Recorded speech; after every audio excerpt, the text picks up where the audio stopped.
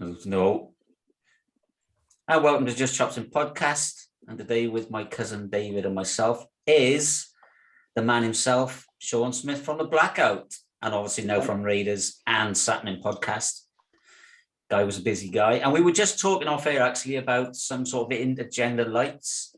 And I have to bring this up because it's a bit fucking, a bit close to my heart. You know, do you follow Batman and Robin, Sean?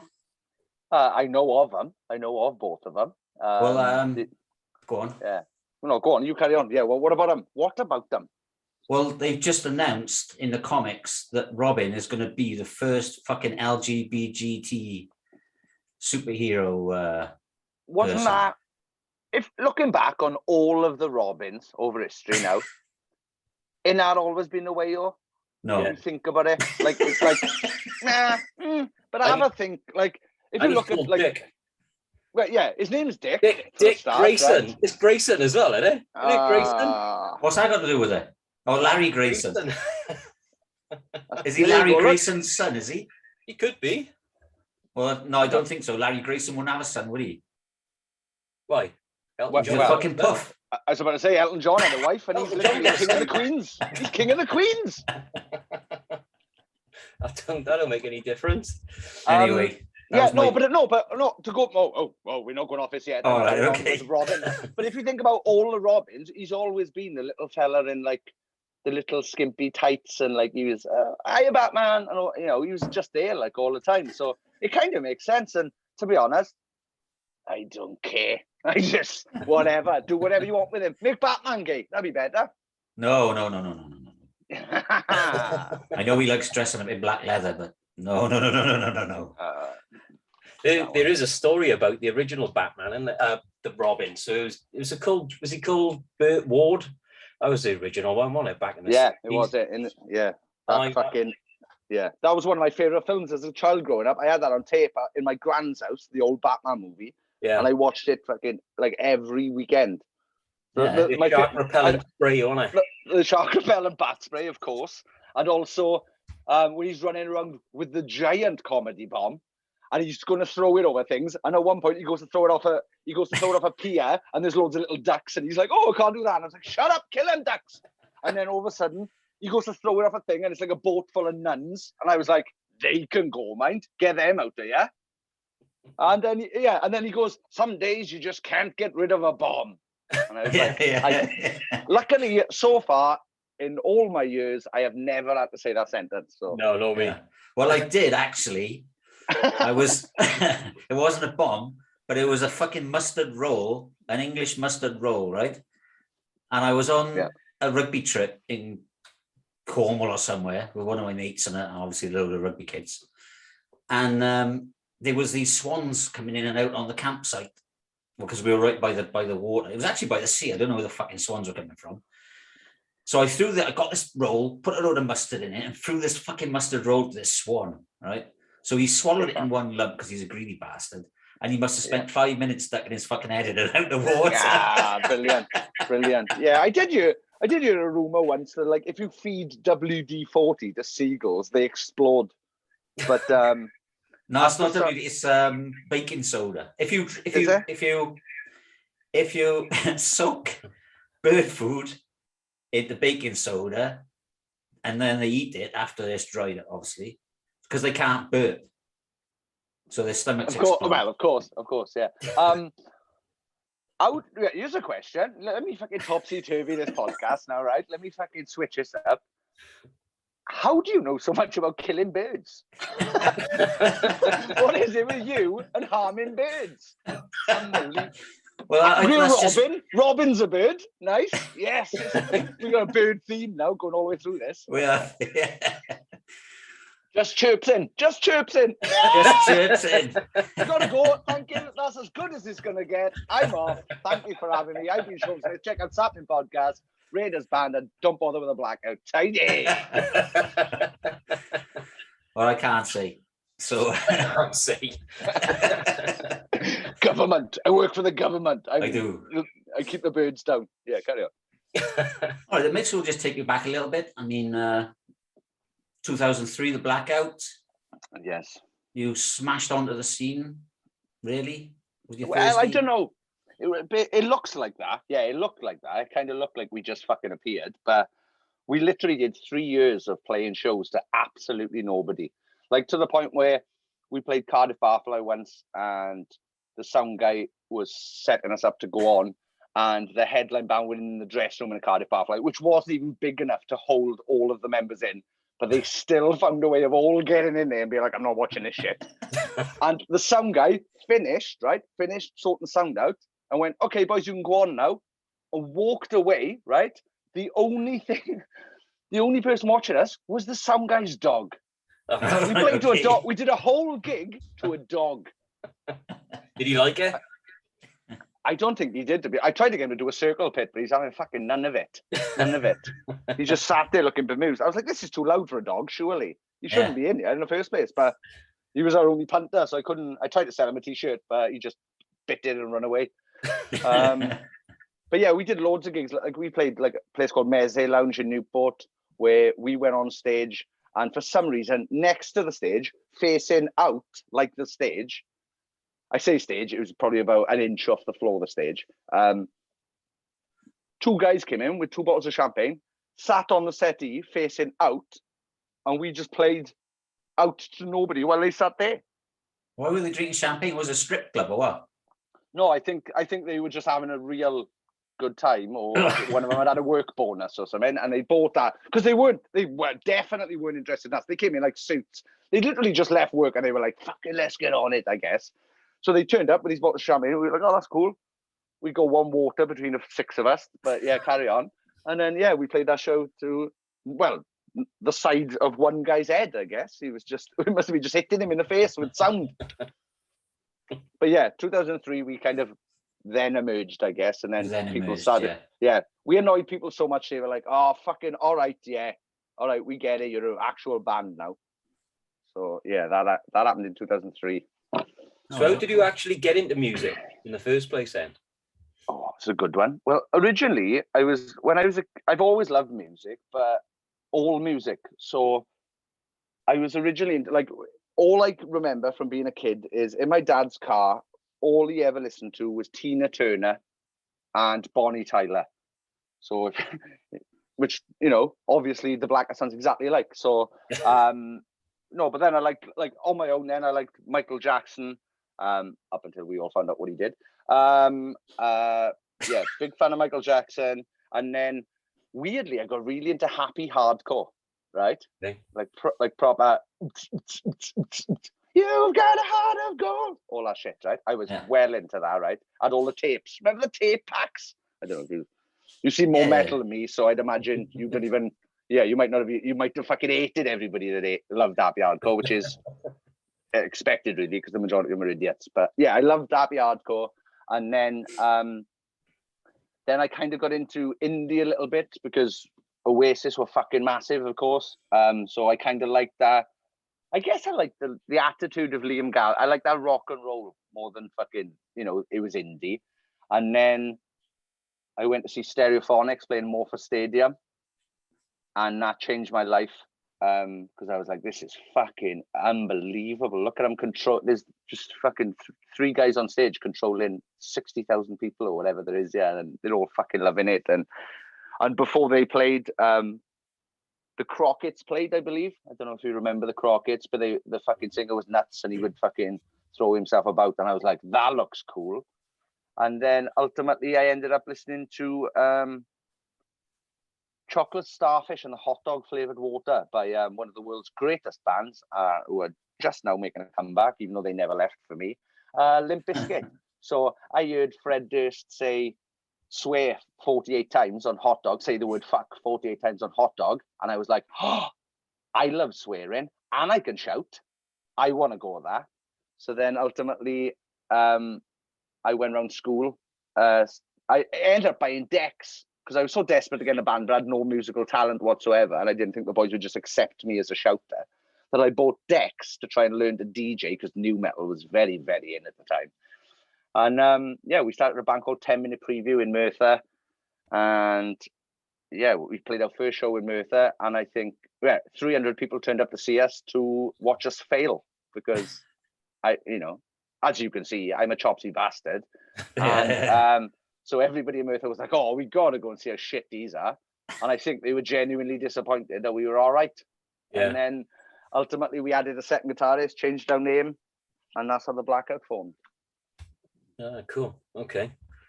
So you were nominated by Kerrang then as Best British Newcomer. Did you win that title? No. Well, basically, so the only award, Kerrang award we ever won, we won Best New Band in 2005 at the Pop Factory Awards. I don't know if you remember the Pop Factory. Yeah. That was a TV program that was on BBC Two or S4C or some Welsh stuff. And we won Best New Band at that, which was awesome. And then the only Kerrang award we ever won was something called the Devotion Award, which I think they gave us in like 2013 or 14 of the Kerrang Awards.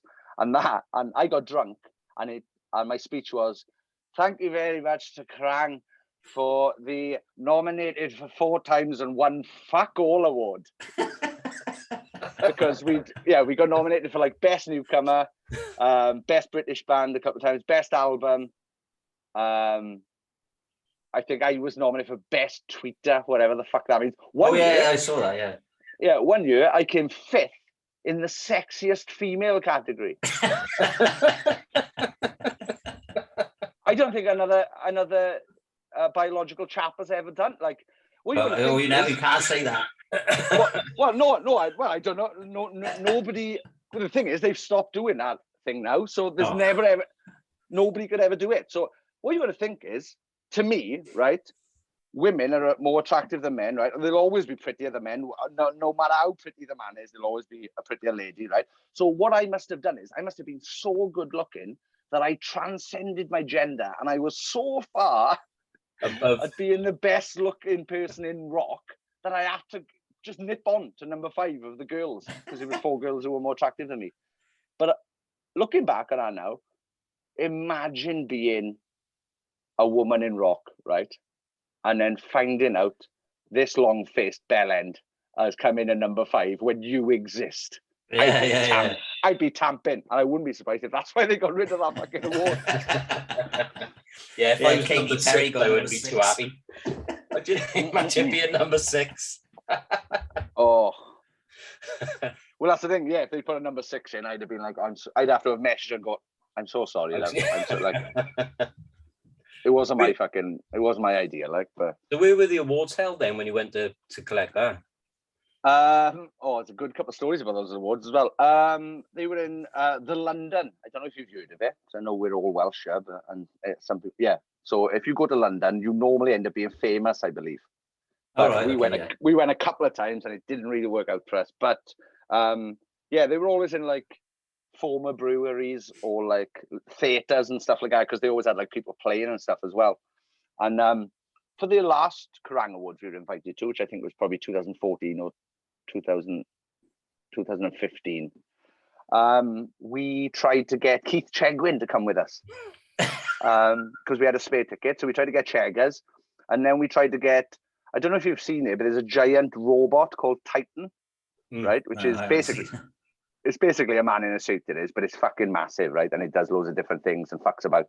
We tried to take him, but he wanted $2,000, and we were like, this is promotion for you. If you come with us, and we got a new member, look at this fucker, that's, that gets you out there. Another year then, we rented the A-Team van to turn up to the Kerrang Awards. So we just fucking pulled out of the A-Team van. Here we are, loads of 14, 15-year-old kids going, I don't know what the fuck that van is. But we were like, we fucking do it. Bit old news, that. yeah, that was, I think we turned up a couple of times to something daft. We took our tour bus there 1 year, because we were on tour at the time. So we were like, I'll just turn up the tour bus. And I park that outside. Our bed is literally outside the awards for ready when we want to get out. Like, so, yeah. It's a bit like this podcast. Your fucking bed's behind you. It is behind me, yeah.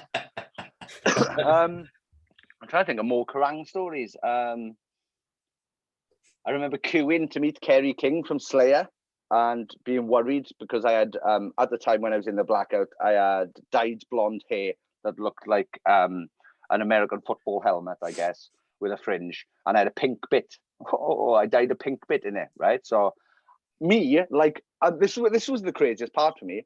So Kerry King, Slayer had just brought out Christ Delusion, that album. So I wanted to go and tell him that I really liked it. But also I'd heard about him the year before at Download. One of the band Gallows was standing backstage and he saw Kerry King and he went, "Hey, Kerry King." And Kerry King went, "Out of my way, pussy." Oh, So I was like, if he's saying that to the skinhead in Gallows, right? He's going to fucking love my head now. He's going to absolutely love this. So I literally queued, but the thing is, I queued to meet him, but the queue was made up of rock stars and me.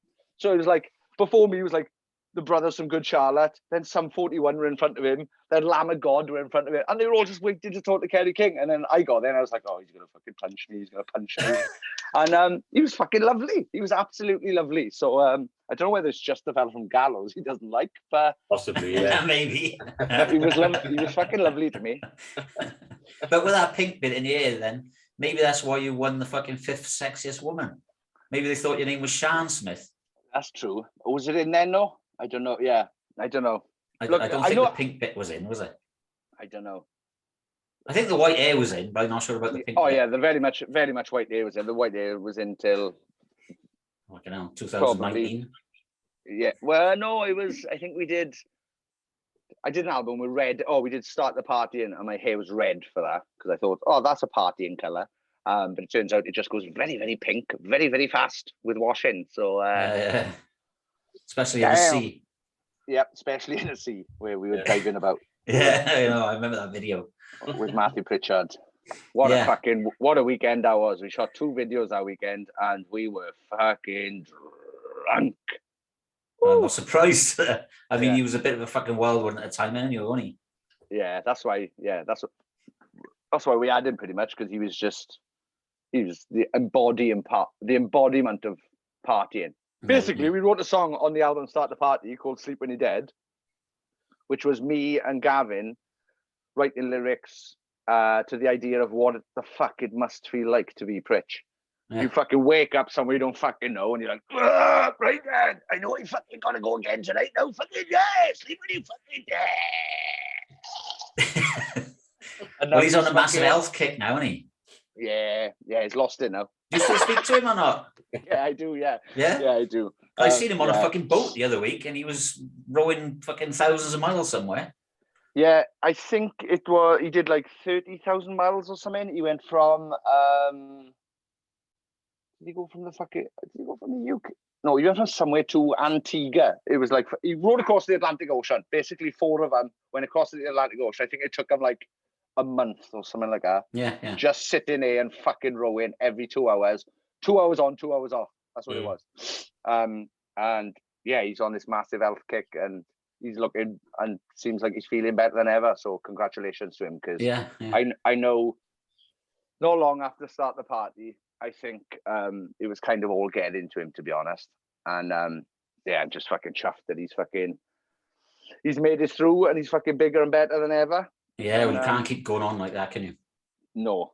You know. But if anyone fucking could, it was Lemmy and fucking Matthew Pritchard are the only 2 I've seen some mad fuckers over the years, right, in bands doing lots of mad shit.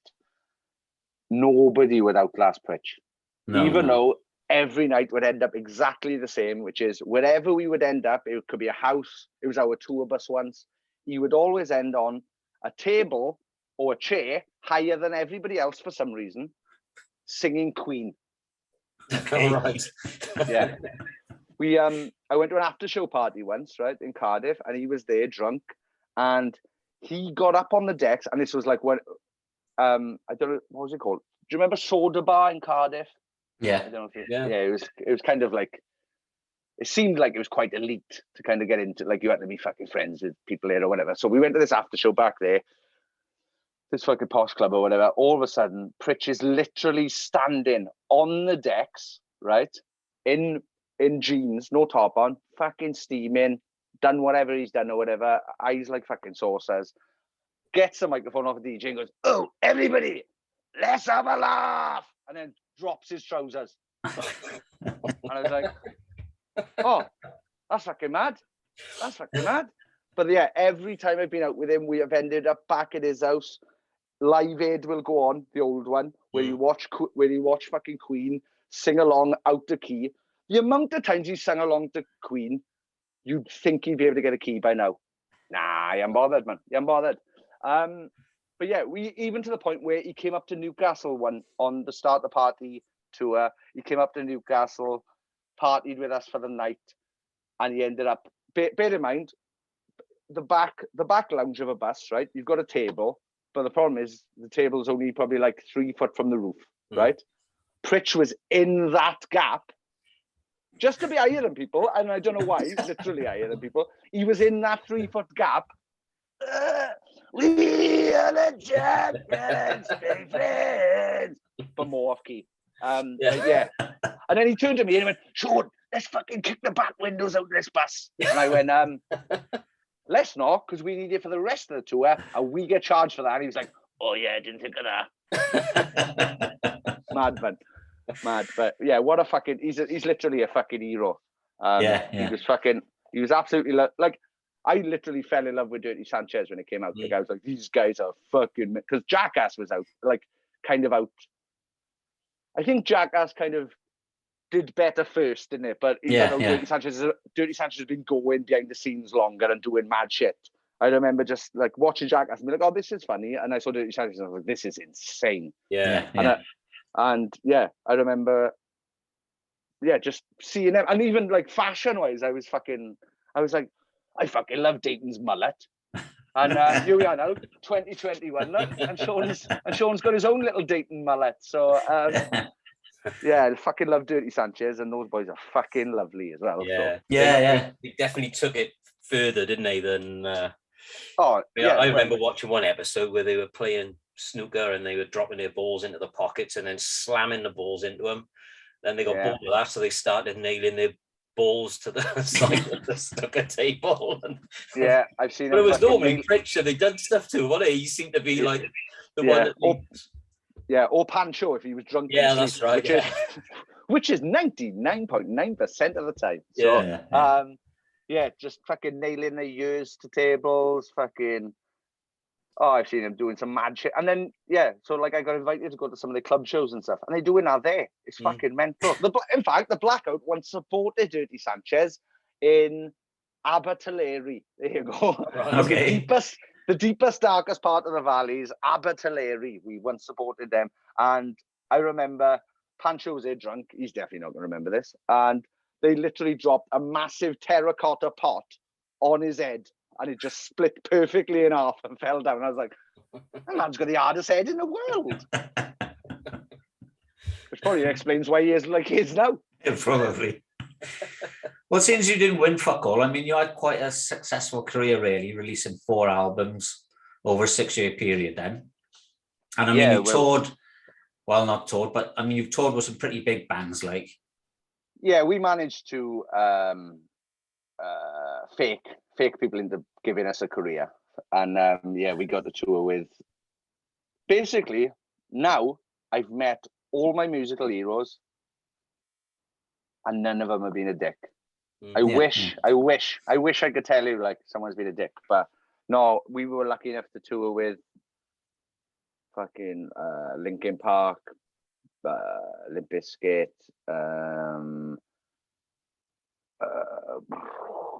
I don't know, like even the Welsh bands, you know. Oh yeah. We toured with Food for a Friend, Lost Prophets, who played a big role in our start, and well, me realizing that people from Wales could do fucking music if they wanted to, and it wasn't just indie. Fuck it, I'm going blank now, but yeah, we've toured. We did Soundwave with like Metallica, and like we were going on the main stage. There's 2 stages of Soundwave, A and a B. We were on the A, and we were going on right to a couple of thousand people in Australia. Like we didn't have that many fans in Australia, but the other side, next to the other stage, Anthrax would be setting up, right? So that would just be full of chaps with long hair, right, who just love Anthrax. So every day on our tour, I would make a point of getting a long enough mic lead so I could walk to the center of Anthrax's stage, right, to piss off the Anthrax fans. And we had a song called, the Blackout had a song called Higher and Higher. And the chorus goes, gung, gung, woo! So what I did was, I had the Anthrax fans to boo instead of woo. And they were fully on board. And they didn't realise that they were enjoying themselves. It was fucking stupid. They were like, I fucking hate this fucking emo-head prick or whatever. And I'm going, boom, boom, boo. And I'm like, I'm fucking biggest grin you've ever seen, because I've won you all. Like, whether you like it or not, I'm winning that situation. Because you can say whatever you want and it's not going to hurt me. If I want to, I could walk up and kiss one of your favourite bands on the fucking face where you can't get fucking near them. And I would just wind these bastards up every day. And we got to play with some fucking absolutely insane bands on some insane lineups. Like, yeah. So, I mean, going back to some of them bands, then, I mean, Wolves was your last EP, right? Yeah, Wolves was the last thing the Blackout put out. And basically, we pushed out the party out because I was in a partying phase. I was hanging around with Matthew Pritchard a lot. Yeah. So I was in a partying phase, and I thought, oh well, if I'm in a partying phase, all our fan base will be in a partying phase. But I never took into accord that our fans were probably 10 years younger than me. So we did start the party, and it wasn't received that well amongst the fans, I guess, because we weren't miserable goths anymore, because that's basically what we'd been. Is like all the other songs are like fucking Woe Is Me and Losing My Girlfriend and This Is Sad. And then all of a sudden I was like, fucking let's get on it. And they were like, no, we're not ready. We still want to be sad. So after that, then, when we kind of realized that we were losing and potentially losing the band, and so we wrote Wolves, which was probably some of our most aggressive work we'd recorded, I guess. And yeah, I genuinely thought before that EP came out, because one of the band members was like, oh, boys, I think about leaving a band. So we knew before that EP was coming out that we were going to end. But I thought, nah, it's not. Wait till the kids hear this one. Wait till they get a load of this. We'll be fucking fine. And then it came out, and that wasn't score.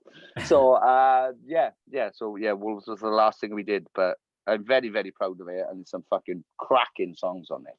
Yeah.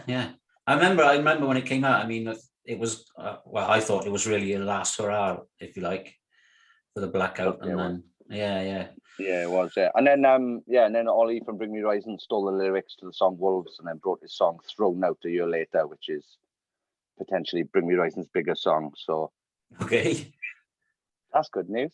Yeah, plagiarism. Yep. Have a listen to the chorus of Throne by Bring Me the Horizon. Have a listen to the chorus of Wolves by the Blackout, which come out exactly a year before it.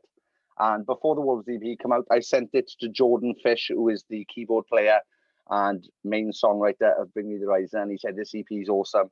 And I was like, oh, cheers.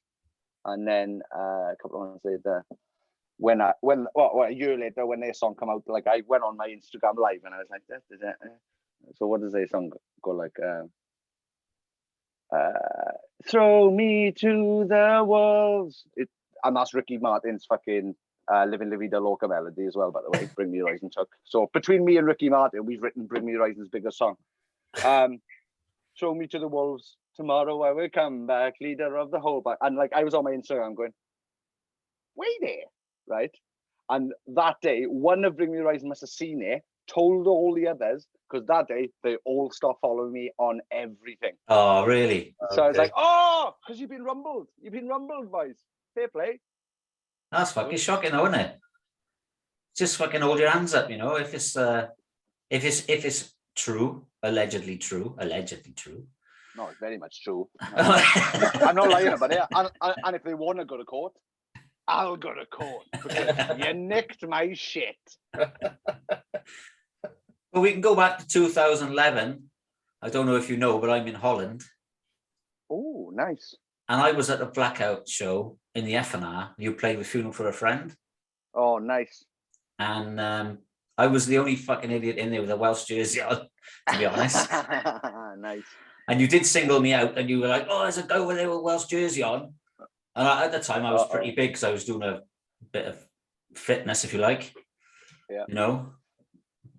And So I was like, yeah. And you were like, oh, yeah, you're pretty big. Don't come over and fucking punch me. And, usual showing stuff. But then I probably was genuinely scared for my life. That's the problem. Then halfway through your set, you got fucking everyone to go down on their knees. And you were like, everyone down on their knees. And then you wanted everyone to jump up, Yeah. And I was the only cunt that never went down on his knees. And you fucking singled me out again. but I did that to every single person. Every gig we fucking played where we do that bit and save ourselves, where we'd make everybody survive that. I would make a point. I would make a point of, if you don't want to kneel down, fuck off. Like, it doesn't matter to me. Like, whatever. I just want Oh, you're frozen. Literally made people in wheelchairs try and get down before now. So nobody is safe from not getting down for me. So yeah. Yeah. I was the only one, and you were like, oh, I thought you were really cool earlier on. No, I'm not so sure. And I was like, all right, I've got a bad knee, mine, but I'll try and get down on my fucking knees. Like. Yeah, sorry. Well, I did get down in the end, and then I had to spring back up like a cunt. There you go. Yeah, but you had a good time, and everybody else had a good time, and everybody enjoyed the banter between me and you, and hopefully you haven't just got me on this podcast to tell me you're about to fucking beat me up for something I did 10 years ago. To be fair, John, he only just got back up yesterday because his knee was that bad. So, bastards. But yeah, like I do that to everyone. It's like in the end with the people in the wheelchairs, I just get them to do wheelies or whatever when they kick in. Just fucking pull back, do a wheelie in. Yeah, just run over a few people in the process. Yeah, well, whatever. And it's a laugh. It's like a mosh pit, isn't it? It's like I wonder if you can get like a bumper for a wheelchair for a mosh pit. I don't know. I mean, anyway, yeah. Maybe you just put a rubber ring round them, like a nice big chunk. Yeah, like a bubble. Yeah. Oh, I fucking love that. What do you call them? I wish I was in a wheelchair. Yeah, bang a zorb. chuck in a zorb. Will you get a wheelchair in there? Yeah. It gotta be one big enough you can fit a wheel. They'd just be you. Would you want the wheelchair in there? Because you're going to be fucking going upside down and everywhere. Wouldn't it just be better off if you just say, we shouldn't be talking about this, but just chuck them if you were disabled, just go into the zorb, or whatever it takes to put you in the zorb. Yeah, don't go with the wheelchair. It's going to fucking murder you. Surely. It might puncture the fucking thing anyway. Yeah. So anybody listening who's disabled, who's thinking about going to a gig in a mosh pit, get a zorb. That's right. Yeah. It's safer. Without your wheelchair. Yeah. Don't listen to us. I need to put a disclaimer on that. Was that your only unfortunate Blackout seeing event, or did you? I think that was the only one you played. Oof, thank God for that. Yeah, to be honest, saved you. And which was a shame. Was that the two of the Film for Friends split up after? I don't know. I'm not sure. It was 2011. It was. I wrote it down. 1st of May 2011. You played. I think. Not long after that they split up. I think. I don't know if that's the Blackout's fault, but we were definitely not my fault. Yeah. Do you know what? Film for a Friend gives up because one man in a Welsh jersey didn't get down quick enough for another Welsh band. Imagine that. Oh, what a press release. What a press release. Like.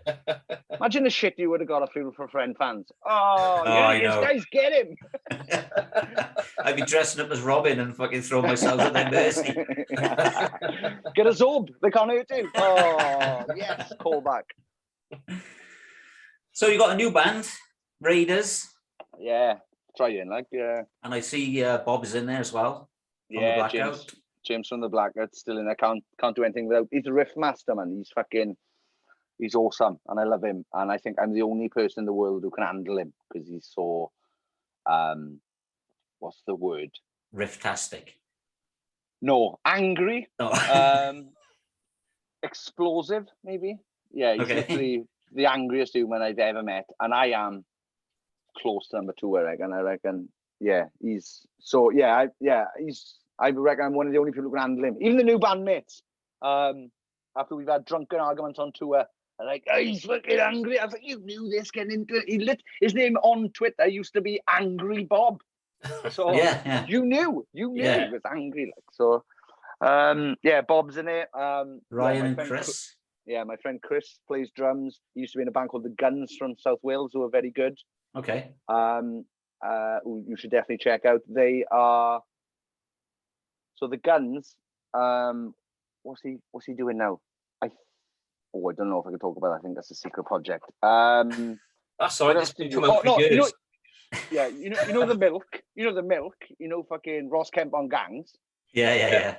We all know Ross. Yeah. So Alex, who voiced that, was in the Guns. He was the singer, the writer of the Guns, and now he's got another couple of projects on the go. One of them's called Boyo, and he's rapping.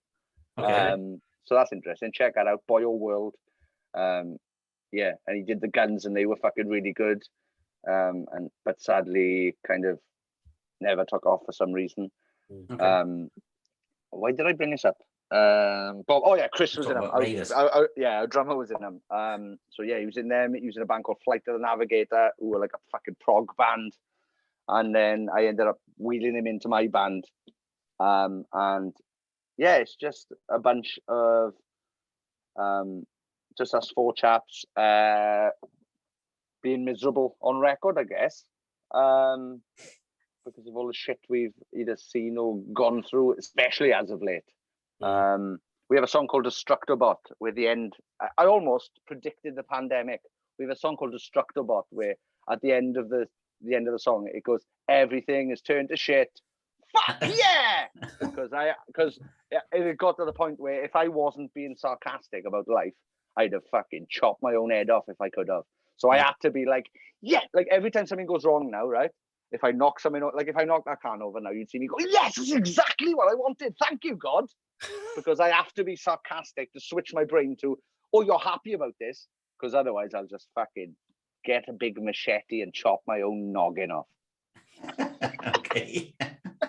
I wondered where you got the other two guys from, to be honest, because I didn't know where Ryan and Chris came from.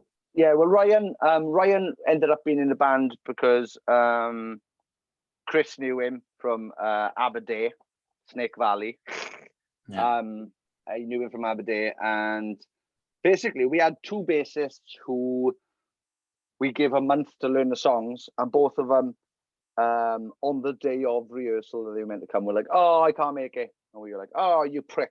So it was like me, Chris, and Bob from the formerly of the Blackout were in a band for like 18 months together, just rehearsing without the bassist, because we couldn't find a bassist. And you think that'd be the easiest one to play. Yeah. There's loads of people about who are not very good at guitar. So you think there'd be plenty of bassists, but no, we couldn't get one. So we eventually got Ryan, and yes, we've got 4 songs out at the moment. We've recently just shot a video in Sheffield with Aaron, the bassist from a band called While She Sleeps, and that song will be out very, very soon, I believe. I think Rock Sound are going to premiere it for us, so which would be absolutely lovely. Yeah. What was that song you were talking about, Dave? You didn't know how to say it? No. It's Unnecessary V's. Yeah. So basically, you know, like, I don't know if you know about them, there's a band called Paris, right? But their name is PVRIS, right? Yeah. And then there was a band called Bruce Dickinson's son, who's in a band called Shapes, SHVPES, right? And then that's a trend. That's a trend now, right? To spell your band name wrong, right? So I get fucking mad at that. Just grow up. The thing is, right? Everybody who seems to have done it has done it because there's a band of that name already. Yeah. Right? So name your band something else, isn't it? So basically I decided we call that song Unnecessary V's, and all the vowels in it are V's. So, right. I can see it now. Now you said it, I can see it, yeah. Yeah, which is funny to us now. Yeah, that's funny. Well done, Sean, because you're fucking annoyed. It is absolutely terrible for streaming purposes because nobody can fucking find it. It's dreadful. Yeah. I wish I hadn't done it. I wish I hadn't done it now, but also to all those bands, grow up. Yeah. I was going to say something then about I may not. Go on, fire away. That's really cool. I can see it now. I've got it written down on my page. But I said before you came on, I said to Terry, accessory, unsuccessful. Yeah, loads of people have gone, I got fucking no idea what that says. I actually did it. So I said, right, I've listened to Wasted Away. I Still Function, Struck the Bot, and this one that goes, and I said, I can't fucking pronounce that. you know what, Dave? I think I might start using that as the song title. The song's called V. And then we just fucking start it. That's such a good idea. Thank you, Dave. I'm going to write that down. It's a bit like my buddy. I remember we were doing karaoke the one night, and obviously the words come up and it said instrumental, and he started fucking singing it. Instrumental. Yeah. 4, 3, 2, 1. Oh no! Yeah. Bouncing ball. Oh, word. Yeah. But you haven't got a website, have you? You haven't got a website or anything? Nah, websites are for losers and people who want to get famous and popular and want to do well. So, no, we did have somebody who said he was doing a website for us, and that was, I should probably check in with him because it's been 3 years. But he doesn't seem to have finished it yet. But yeah, we just kind of like,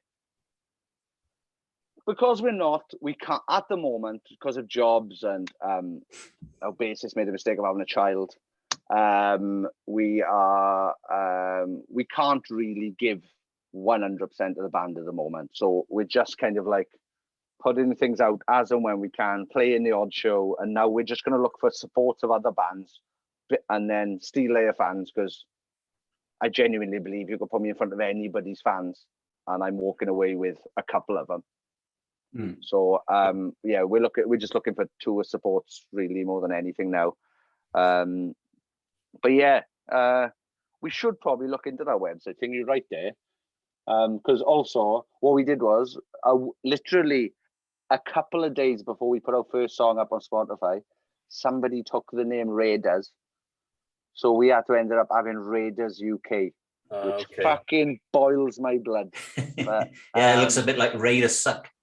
Yeah, well, I'm all right with that because my Sean Smith sucks. My Twitter handle is Sean Smith sucks. Yeah. Because if you hate me, what can you say? I've done it already. I've done it for you. Yeah. It's like the Blackout, right? We had to replace Sum 41 once. We did it 5 times in total in the not in the UK. We did Australia one as well. So for some reason, Sum 41 pulled out of 5 different things. One of them was a Krang tour. One of them was a download festival. One of them was Soundwave shows in Australia. And one of them was another festival. And for some reason, people thought, I know we'll get. We've just had these pop punk legends with these classic songs pull out. Let's get these twats from Merthyr Tydfil in, because that's got to be the same, surely. So yeah, we did Download Festival one year and replaced Sum 41, and we were like, oh, they're not. Sum 41 fans are not gonna. I think this might be the first time we'd replaced Sum 41 actually, and I was like, oh, they're not gonna like this. Sum 41's so we had a backdrop made that said "fuck the Blackout" on it. And then as we came on, we paid for 2, I think they were 20-foot inflatable hands, right? They were going to come up like that. Like if you just left them, they'd come up like the full 10. If you were Pearl Jam, that's what you should have done for a fucking gimmick, but they didn't. So, but we had them come up and go, oh, as we played our first song, just giving the fucking middle finger to everyone. And it went down quite well actually, and then we ended up replacing them on the Kerrang tour, and we opened every night with our intro was "Sorry Seems to Be the Hardest Word" by Elton John, and then I would say "I'm Sorry We're Not Sum 41," and then we do one of the Blackout songs which is called "I'm a Riot, You're a Fucking Riot," and then as soon as we finished that, I'd go, "Only joking, we are Sum 41," and then we'd play all of Fat Lip, right? There's videos on YouTube. It's awesome. We fucking nailed it every night. And then all the kids who were disappointed for not seeing Sum 41 were like, oh, well, we've come to you the one at least. The one fucking big gun.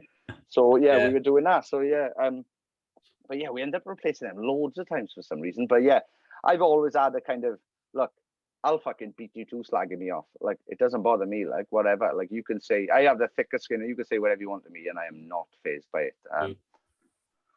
But yeah, that's kind of been the way. So yeah, like, but the problem is Sean Smith sucks. I can't get verified because I sound like some sort of hate account towards myself. And then my Instagram account, basically what's happened is through all the social medias dating back to like Friendster and MySpace, right? I have thought this platform isn't going to work. I'm going to give myself a stupid username, right? So if you go to myspace.com/sexy Sean, That still exists. That's there, right? That was my MySpace page. Sean Smith sucks on Twitter. This is never going to take. What? You can only write fucking 140 letters. Never going to work. Did. What? People just want to see photos. No, they're not going to just want to see photos. I'll do fake Sean Smith on Instagram. Cannot get fucking verified. Cannot. No matter how hard I try, who I send to get verified for me, cannot get verified. So I'm not even sure if you're talking to the real Sean Smith now, to be honest. No, not me. So yeah, where? Go on, carry on. No. I was going to say, where and when did you play your first Raiders gig then? Oh, good Lord. So we were rehearsing at the Green Rooms in Treforest, and Johnny owns that asked us, would we do our first gig there? So we were like, yeah, whatever. So we did this first gig, kind of kept it kind of low key, and we played there, and it wasn't very good. And so I went. My thing is, I like to interact with people, right? So if the stage is too big, I'll stay on the stage. But if I can get to a crowd, I like to mingle, should we say. So we were doing this gig in the Green Rooms, and there was a girl, my girlfriend, standing in the front row, right? She's 5'11", absolutely fucking stonking. And then there's a girl next to her, who was like 5'4" or whatever. And so like I've just come up and I'm like fucking dancing and like, hey, just doing this like my girlfriend's there, but I'm doing it to the other girl, right? So I'm like, yeah. So my problem was sometimes I have too much fun, right? I'm like Rick James. I have too much fun, right? And so for some reason it came over me, give the girl a little lick on the forehead. So, as you do. Give her a lick on the forehead, right? Give her a lick on the forehead. I turned around, I just did this thing where I just fell forward, completely flat, smashed my chin on the floor. It's a big chin anyway, so it was obviously going to happen. Bruised my chin. I think I might have even chipped a bit of bone off because it was moving for a while as well. Turned around, that girl's gone. So I was like, yeah, whatever, cool, played the gig. So after the gig again, promoter comes into the room and I'm like, oh, that was all right, wasn't it? And he was like, he wiped as a sheet. And he was like, oh no. I was like, what's the matter? He was like, you know the girl who licked? I was like, yeah. He was like, she's phoned the police. No way. I was like, you are? He was like, yeah, she's phoned the police for harassment. And I was like, you fucking kidding me? Like, no. I was like, this is fucking mental. So I went outside and the band, right, who would literally spend all of sound check, right, with their tongue so far up my arse, right, I could taste their tongue in my own mouth, right? What band was that? I can't remember the fucking name. They weren't very good anyway. They're still going, so I think. Were they supporting you or were you supporting them? Oh, you're going to look this up now, anyway. That's the problem. Shit. I didn't think, people could look this up. Anyway, no, I won't look it up. I don't fucking give a fuck, really. Good. Because I just want to know, were you supporting them or were they supporting you? No, they were supporting us, I think. Yeah. Right, okay. Yeah, it was meant to, it was our like coming away. Like your coming out party. It was our coming out party. Right, okay, yeah. So I went outside then, and the band, who had literally been fucking, couldn't have rimmed me any harder, right? Were outside going, you should fucking get him done for sexual harassment for that. Right.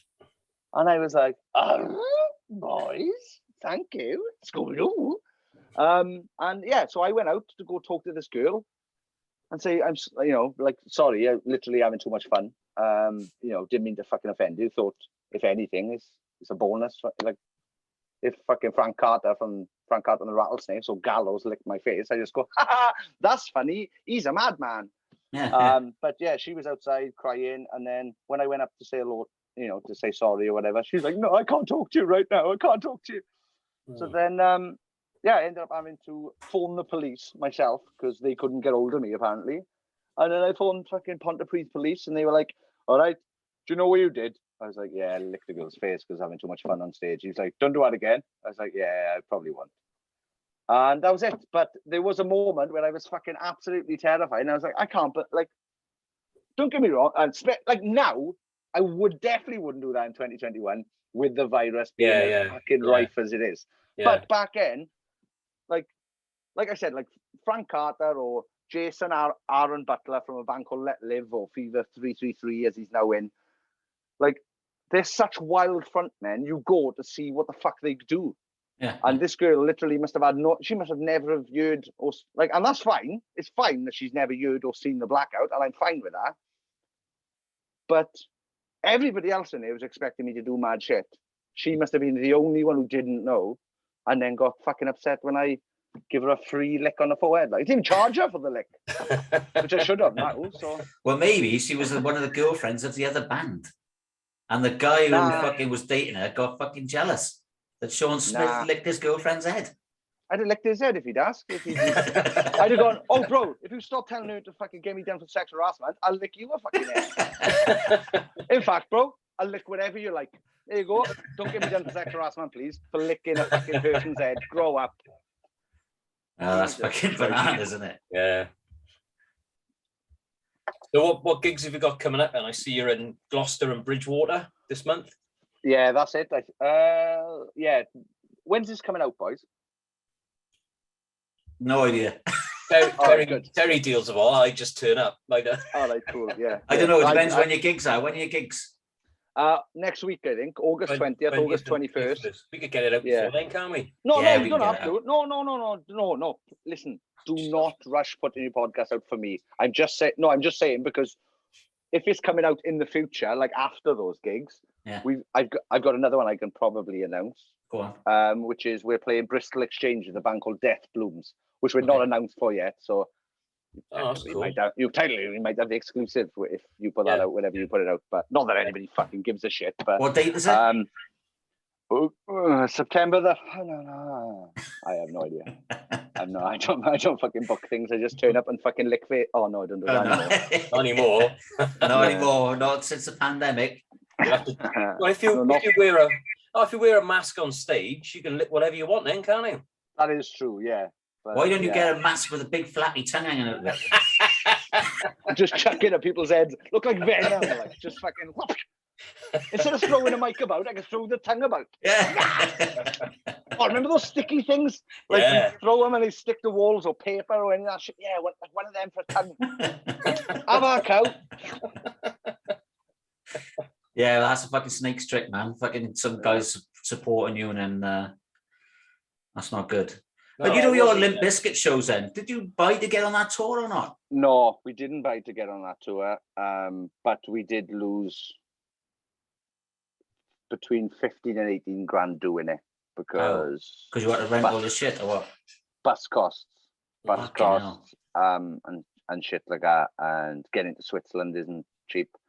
So basically we had an email one day off our booking agent Sean Goulding, who knew that my insatiable love for Limp Bizkit will never ever die. No, you can tell me anything. Well, not anything about them. There's certain things that if they do, I will no longer like them. But prior to that, like, they're gonna have to work very hard for me not to like them. So our agent messaged me and was like, Limp Bizkit are looking for a European tour support. Do you want to do it? You're going to be in a fucking way in the red doing it. And we were like, fucking right. Get me signed up to fucking talking to Fred Durst in the flesh. Like, I'd have paid that. Like I remember being like 18 or 19, right? And searching and finding Fred Durst's email, right? Because he was doing his own record label at the time. Something to do with Interscope on it or some shit like that. So he was doing his own label and he signed like Stained and a couple of bands. Puddle of Mud, I think he signed.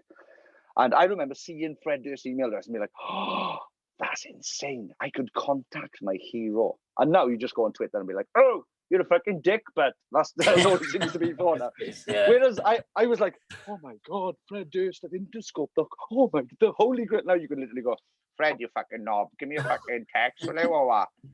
But yeah, so we got off of that tour and I was like, fucking right, yes. We all knew, we were like, let's take a massive fucking hit. Because we are playing with our fucking heat. Like, literally, that gig I was telling you about in Merthyr, right? We played 3 covers and 2 of our own songs. The 3 covers were Fake Sound of Progress by Lost Prophets, Dig in a Grave by Faith No More, Counterfeit by Limp Bizkit, right? And then 2 of our own. So cut then from 2003, when that was happening, to, what do we do? 2012, right? 9 years it took us, right? I think I told this story on Those Damn Crows, didn't I? Did I tell the story? Because it's a fucking good one. I don't know. Okay. Let's have it. Yeah, all right. Well, yeah, we got off that tour. We fucking took it. I was fucking like proper like Christmas happy. Like we turned up and I couldn't, like the fact that we just walked into this fucking aircraft hangar, right, in it was in a German town, beginning with C. Why can I not think of it? Anyway, it's this fucking giant fucking air hangar that they're using for a venue, and Limp Bizkit are just on stage, and us fucking six just walking in our bags like fucking kids, like, and just like, oh my god, there they are. This is mental. And Fred goes, so I tweeted like super excited to go on tour with Limp Bizkit or whatever. Another time, my display picture on Twitter was me. I had blonde hair, but now and again I get a bit aggressive on stage and I beat myself up with a microphone. So I had blood running down my face, right? And as we walked in, Fred must have seen the fucking beacon of a head, and he went, "Hey, I love your Twitter picture, man." I was like, "Boys, he knows who I am. This has made everything worth it. This is playing to the dog. This has made playing to that fucking border collie finally fucking worth it." And yeah, so we fucking ended up playing some shows with them. This, like, the second date, like, Sam, the bassist, and the drummer, John, I know at least they watched us. Maybe DJ Lethal watched us. They might have all watched us, but I know those two did definitely the first night. Because when we were sound checking the next day, we were like fucking, they were just hanging out on our stage, right? And yeah, we were just like, fuck. Like we were just sound check, and it's like, that's fucking Sam Rivers from fucking Limp Bizkit. And then fucking Snoz is like playing his drum kit, and behind him is the fucking drum kit that takes you to the Matthews fucking bridge every night, right? So we were like, fucking, this is fucking mad, right? So I turned to Sam Rivers one night and I said, how come you're not playing Pollution, the song Pollution off your first album? And at the time we were playing a song called Spread Legs, Not Lies, which is an old Blackout song off the first EP, I think, or the first album. And that, it's just a rip-off of Pollution. And we said, why are you not playing Pollution? And Sam went, because you are. And we were like, oh, you must have watched us then. Uh-oh. And then, so we got like fucking 12 dates in, and it got to the point where we had to ask John Otto from the Limp Bizkit to, can you give us 5 after shows, bro? Can you not come into our dressing room straight away? Because we just want to fucking wash our cocks and then we'll talk. And then we'll talk to our fucking heroes. It's just, I'd rather not be stuck having a sweaty cock while talking to my hero. And we got 12 dates in, so I wrote a letter, right, that said, and I know it fucking verbatim, right? You can check any interview I've ever done, word for word. This is what, dear Limp Bizkit, the Blackout here, you might remember us from the last 12 shows. Is there any chance of you playing the Rock Mosh anthem Counterfeit, as we've never seen or heard you play it live? If not, no worries. Thanks for the tour anyway. All I love, the Blackout. So I've written that now. I was like, fuck it. I'm gonna give it up. So I walked up to Fred's dressing room, because Fred would have his own dressing room, Wes would have his own dressing room, and then Lethal, Sam Rivers, and John Otto would share a dressing room. I think it's because they were all smokers. And so Fred had this massive security guard who was sitting in front of his door, and I was like, can you give this to Mr. Durst, please? And he was like, yeah, I will do. And I was like, you won't. He'll read it himself and go, I'm not giving this to him. Grow up, will you? So we were in our dressing room, and all of a sudden there's a knock on the door, and Fred Durst's assistant, Gabe, answers and comes in, and he goes, oh, Limp Bizkit would like to see you downstairs, please. Side the stage now, as they were sound checking, and we were like, oh no.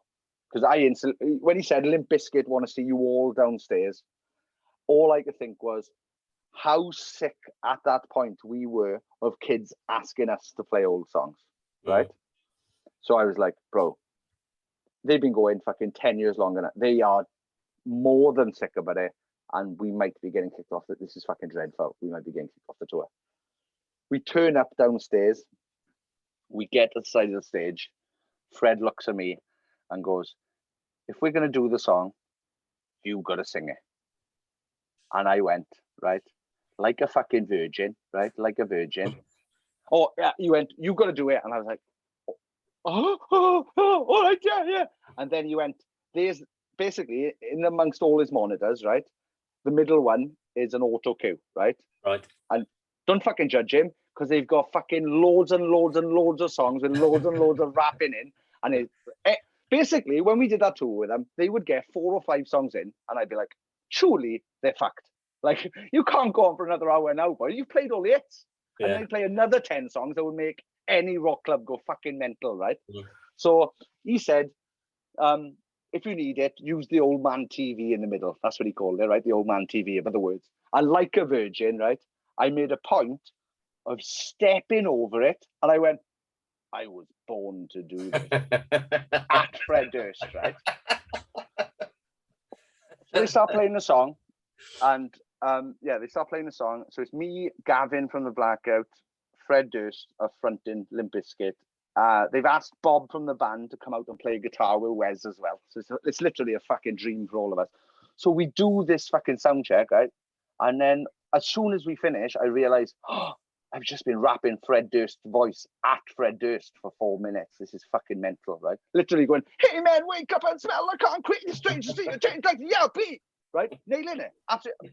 I reckon I'm the #1 Fred Durst impressionist. And I challenge anybody listening to this to fucking have a go. So we did that, and I was like, art was fucking racing. Our drummer filmed some of it. I was literally like, well, that's the best moment of my fucking life. I can fucking die now. This is fucking fantastic. And then Fred went, don't get too drunk after your set tonight. We're gonna do that live. And I was like, awesome. No fucking way. So yeah, we ended up fucking doing it live. If you YouTube the Blackout Limp Bizkit Hamburg, there's me doing Fred Durst's voice at Fred Durst. And there's moments in there where he goes, Limp Bizkit and the Blackout. Oh, and never. I literally live for that. Like just hearing him say the Blackout, right, meant more to me than he'll ever know, right? And the cunt won't come on our podcast. And I'd be fucking trying. And there's a mission, Dave. He's not come on. We got him booked for 2 weeks' time. Fuck right off. Boys, if we're not allowed to announce it yet. Yeah. No. So this is gonna have to come out in 3 weeks' time. I was gonna say that's why you don't know when mine's coming out. That's it. Fred doesn't. Oh, you shithead. But yeah. There's a bit where he goes, Sean, take it away. This is fucking mental. So yeah, we ended up doing that song with them. And yeah, it was just fucking an unbelievable dream come true. So I pray, that YouTube never goes down, because that video's there, and it is literally if you watch that video, you were watching a fucking stupid blonde-haired headed knob, right? Literally have his dream come true. There's a moment in it, right? So basically, DJ Lethal puts a sample at the start, right? Which is just like, it sounds like it's bubbling underneath. Fred turns to me and goes, fake, right? And as soon as he says fake, Wes knows to start coming in, and the band just starts. So there's a point in our video where you can see he looks at me and he goes, fake. And I go, oh. And yeah, it was just it was absolutely incredible. And one more Limp Bizkit story, unless we run out of time. No, plenty of time. We've got to go on about your podcast yet. All right, we don't have to, but another thing on our Limp Bizkit tour was when we got comfy enough to be like, I'm going to go side the stage and just, be there when they're sound checking. When we finally got that comfortable. So this is prior to us fucking doing counterfeit and stuff with them. We were there just watching their techs fucking sort all their stuff out or whatever. And then our drummer is standing behind John Otto's kit, right? And the tech goes, have a go. Right. And he's like, what the fuck? I was like, bro, you gotta play the fucking Beat of My Generation. You got to, you must, you're on that kit. So he starts having a go. So I'm talking to Frank, who is DJ Lethal's DJ tech. I guess that's what they are. He's a DJ tech. And I was like, oh, I used to DJ in his band early days. He was like, have a go, Lethal stuff there. I was like, all right then, yeah, I will. So there's me and Snoz, our drummer, right? I'm just scratching. He's just playing a fucking big beat on this the greatest new metal kit of all time, right? I look like that. So he's got a Technics 1210 there with a mixer. This side, he's got an Akai sampler, right? From the 90s, right? From the 90s. There's a button there, right? So while me and fucking Snoz are up there now, fucking pissing about or whatever, our band are on the floor of the venue, restringing their stuff and tuning their guitars or getting them ready to come up for when Limp Bizkit get off stage. There's a button on this sampler, right, that just says HOP, right? So I turn to Frank, I'm like, is that what I think it is? And he's like, press it and find out. right? So I press this button, right? And it makes the noise that makes any fucking party go mental, right? It goes bam, bam, bam, bam. All right, yeah. Jericho was in fucking House of Pain, right? It's the original sampler from the fucking House of Pain jump around fucking sample. It's there. I pressed it, right? All of my band literally went like this. What the fuck? I'm like, oh, what's it there? That's literally the sound that makes any party go fucking mental. This is incredible. And yeah, we just fucking, what a fucking tour. And then lucky enough, then I think a year later, Kerrang asked me to go up to Sonosphere to interview Fred for like a Rockstars Meet Their Heroes, Twats from Wales Meet Their Heroes. And yeah, I got to hang out with him, and yeah, it was nice. And what a fucking, like, I wish. Do I wish? No, I'm glad they weren't dicks to us, but I am. It's 1% of me that's saddened that he wasn't a fucking knobhead like I was expecting. And he ended up being fucking, but I think he might have been super nice to us because it was known we were mega fans. Basically, they came back in 2009 and we played Download, the main stage, and they were up. They were playing, Faith No More was playing, and Corn was playing, right? Yeah. So that day, the Blackout, this is on YouTube as well, 2009, the Blackout, we did a medley of covers, right? So we went from Spread Legs Not Lies, funnily enough, into Corn Blind, and then from Corn Blind into Break Stuff, from Break Stuff into Epic by Faith No More, right? So we were just like, oh, just fucking chuffed that all our fucking three of our favorite bands are together and they're playing later on after us. Like, this is the thing. What we found with the Blackout is we were unashamedly fans of bands, right? And we just wanted to have a fucking laugh. Like, we could have spent our time playing two of our own songs and getting more fucking thing on us. But we didn't. We did fucking a medley of bands we love. And at that event, I remember Limp Bizkit's press agent coming up to me and saying, I just want to say thank you on behalf of Limp Bizkit. They know about you guys. Because I literally, in every interview I've ever done, if someone says, what's your fucking inspiration, I'm not fucking, I'm not too proud. I'm not a fucking one of these cool dickheads who goes, oh, fucking, I don't like Limp. I fucking love Limp Bizkit. It's never, to me, there'll never be a party band as good as, like, you go put any one of the, like that Lollapalooza set they did the other day, right? Yeah. That crowd wasn't there to see Limp Bizkit. They were there to see people later on. But Limp Bizkit literally made that whole fucking crowd bounce and go fucking mental. That's how they did every fucking night, like, and they're fucking awesome. So I'll stop with my Limp Bizkit fucking licking out session now. Sorry, bud. Yeah, well, yeah. I mean, are you still DJing or not? I do DJ at rock clubs and stuff, but I don't do the fucking scratching or any of that shit anymore. I basically play other people's songs for money at clubs. So right, okay. Fucking Tony Blackburn, how are you? Trying, yeah. Fine, yeah. Tony Blackburn. No, I'm Alan Partridge. I'm more. I like it. Yeah. I am more Partridge than Blackburn. All right. Yeah. Well, funny enough, I did a Partridge. Did a Partridgeism on Radio 1 live once. Radio 1 basically asked the Blackout to host like a rock show or whatever. So they asked us to pick songs. So I did Kiss from a Rose, right? And so I was like, and next up, Don't Club Is Young, it's Seal. Live on Radio 1, like I got an Alan Partridge quote on. But yeah, and basically Alan Partridge at events for emos and goths and metalers. Right, okay. I wasn't sure if you're still doing it or not, so. I am trying. If anybody needs a DJ for a rock metal night, please get in touch. So you haven't got like what the fuck do they call it? A booking agent. No. What the fuck do they call it? When you play every week at the same fucking place?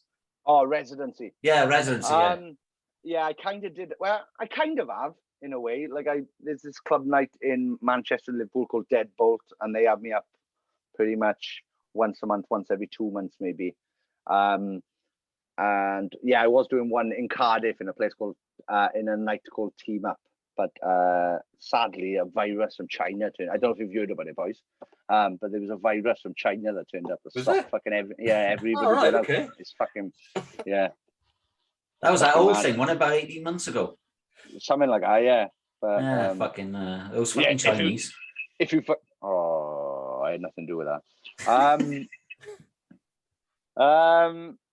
What was I going to say? Don't know. It was something to do about Chinese people.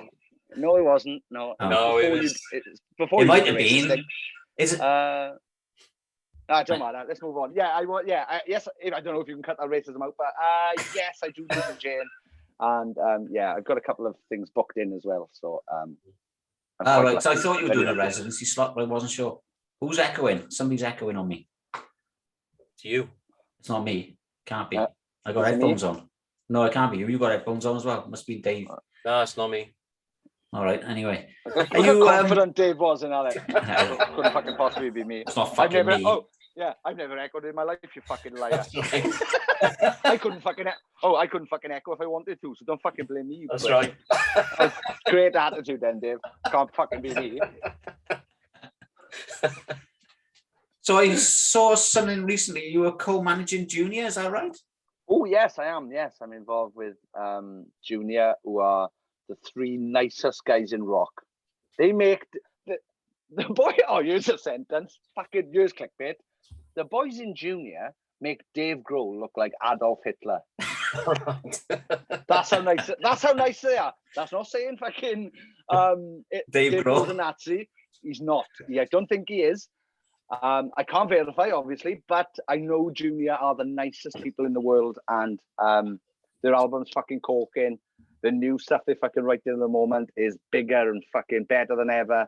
And one of them writes theme tunes for wrestlers. One of them runs a non-profit mental health charity called Heads Above the Waves. And one of them is a fucking WWE superstar. Yeah.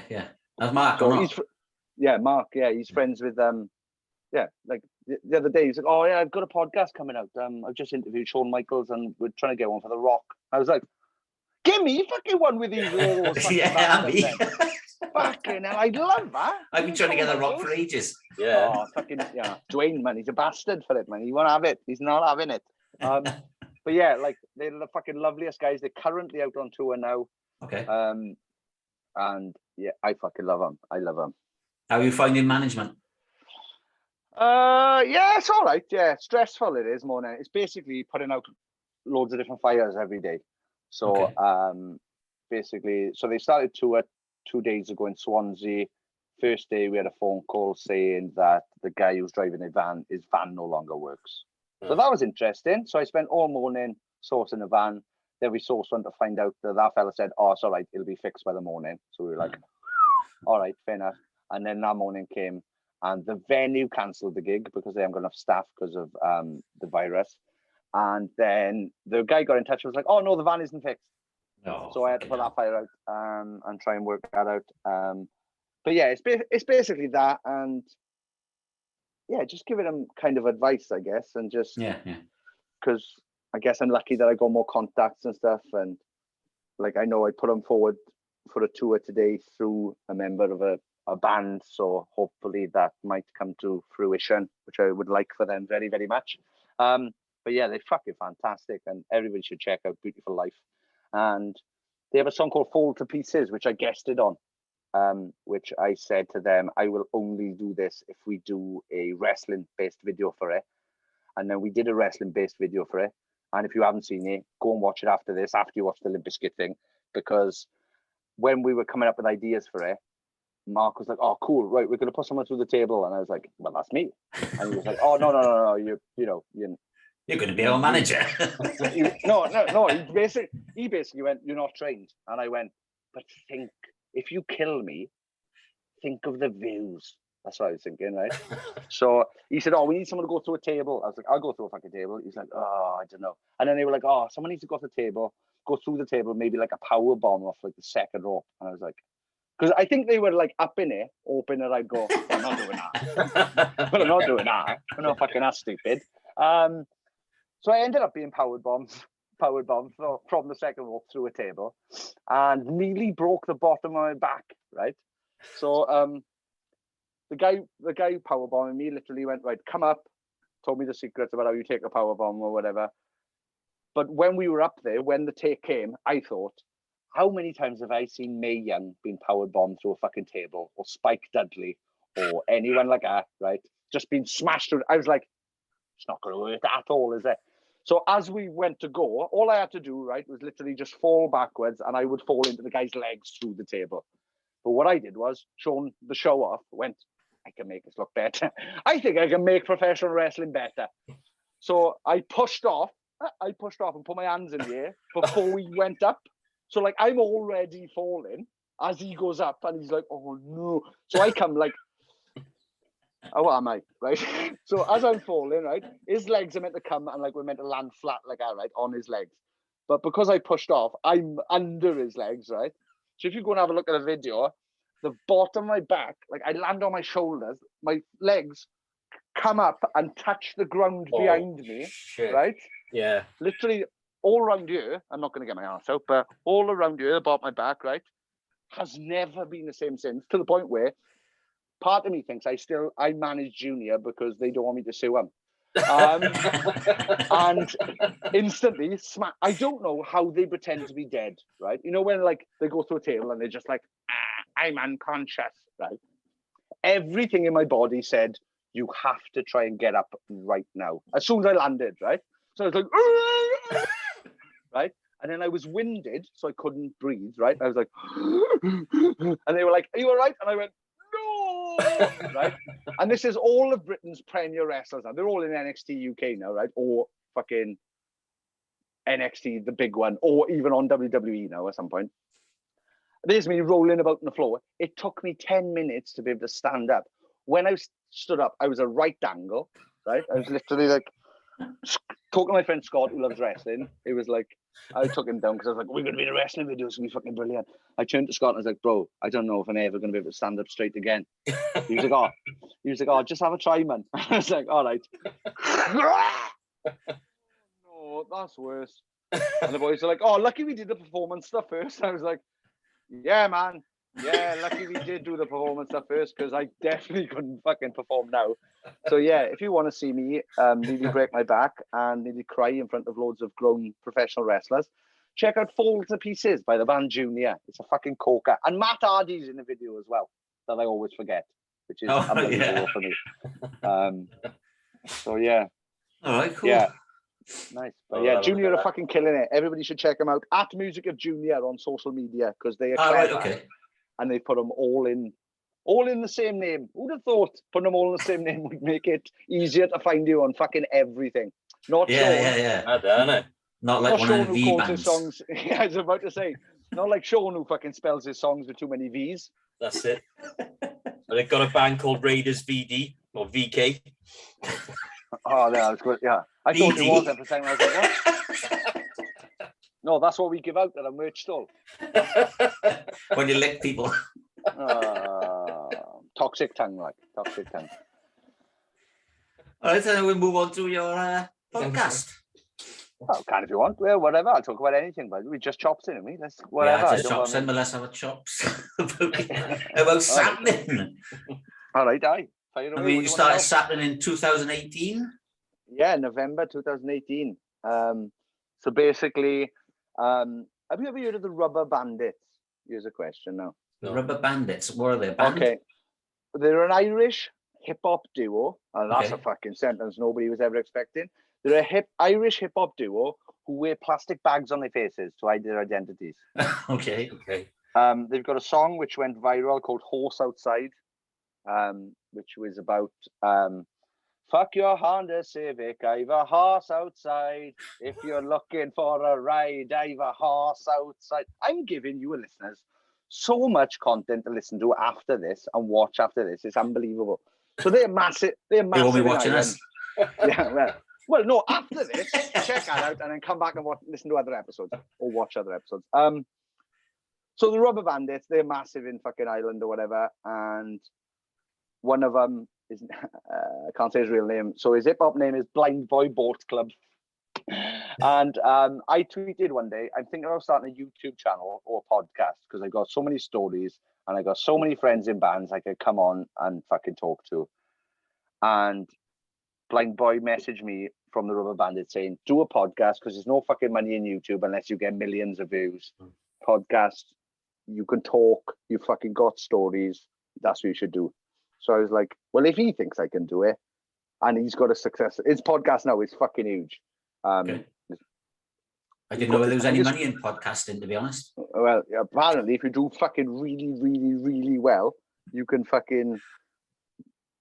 make money. That's what I learned from a guy called Joseph Rogan. I don't know if you've heard of him. Seth, yeah. David Collins calls him Seth. Seth Rogan, nice, yeah. I love Seth Rogan. Yeah, well, it's because of Joe. Because of Joe, I ended up doing DMT. But yeah, anyway, back to my podcast. So yeah, I decided to start a podcast. But I thought, well, I'm probably going to need like a producer and somebody else to maybe vibe off. So I got in touch with Morgan Richards, who was previously working at Radio Cardiff as a DJ, and he was a fan of the Blackout, and he's a fan of music, probably more than anybody I know. Really, fucking loves it. Where I've become like a jaded old man towards it, he is literally like the fucking excited teenager over every fucking band. So I got in touch with him thinking, well, he works for Radio Cardiff. He'll have all the gear and he'll have all the idea. And then turns out I was wrong on fucking both counts, right? He had none of the gear or the idea how to start a podcast. Okay. So we recorded the first couple at home.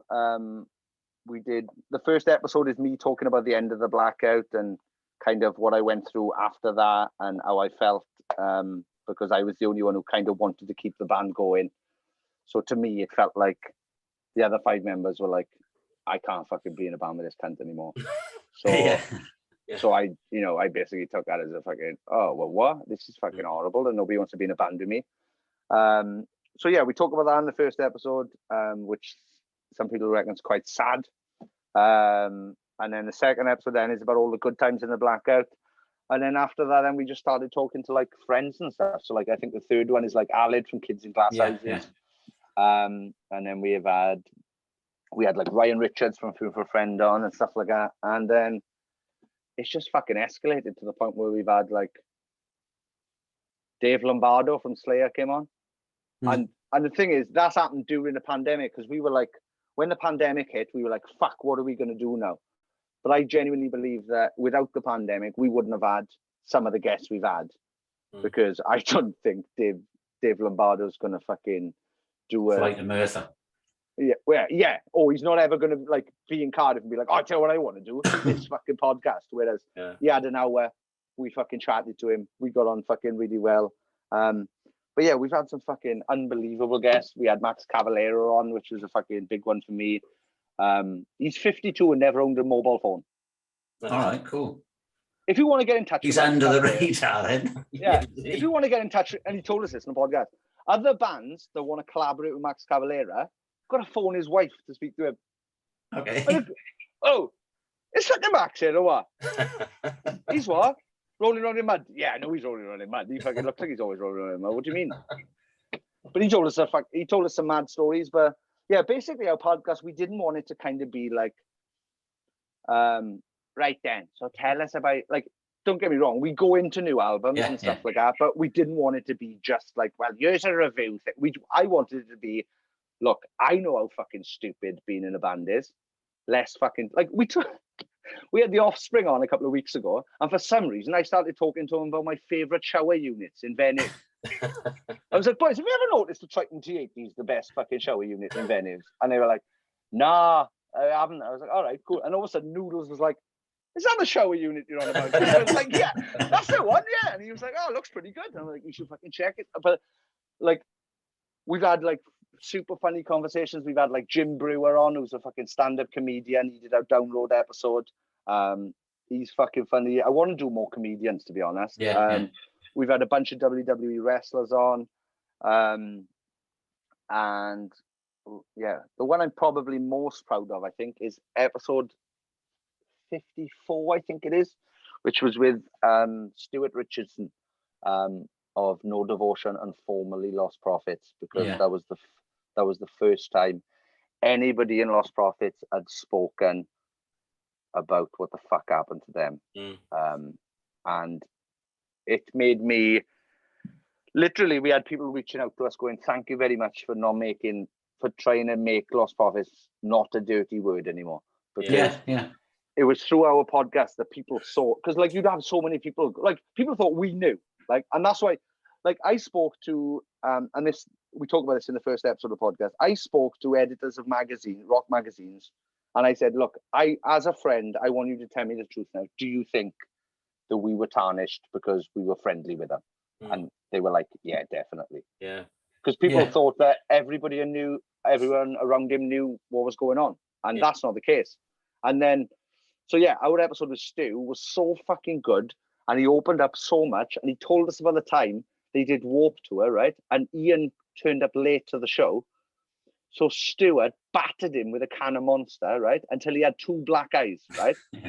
So what you're going to think is, right?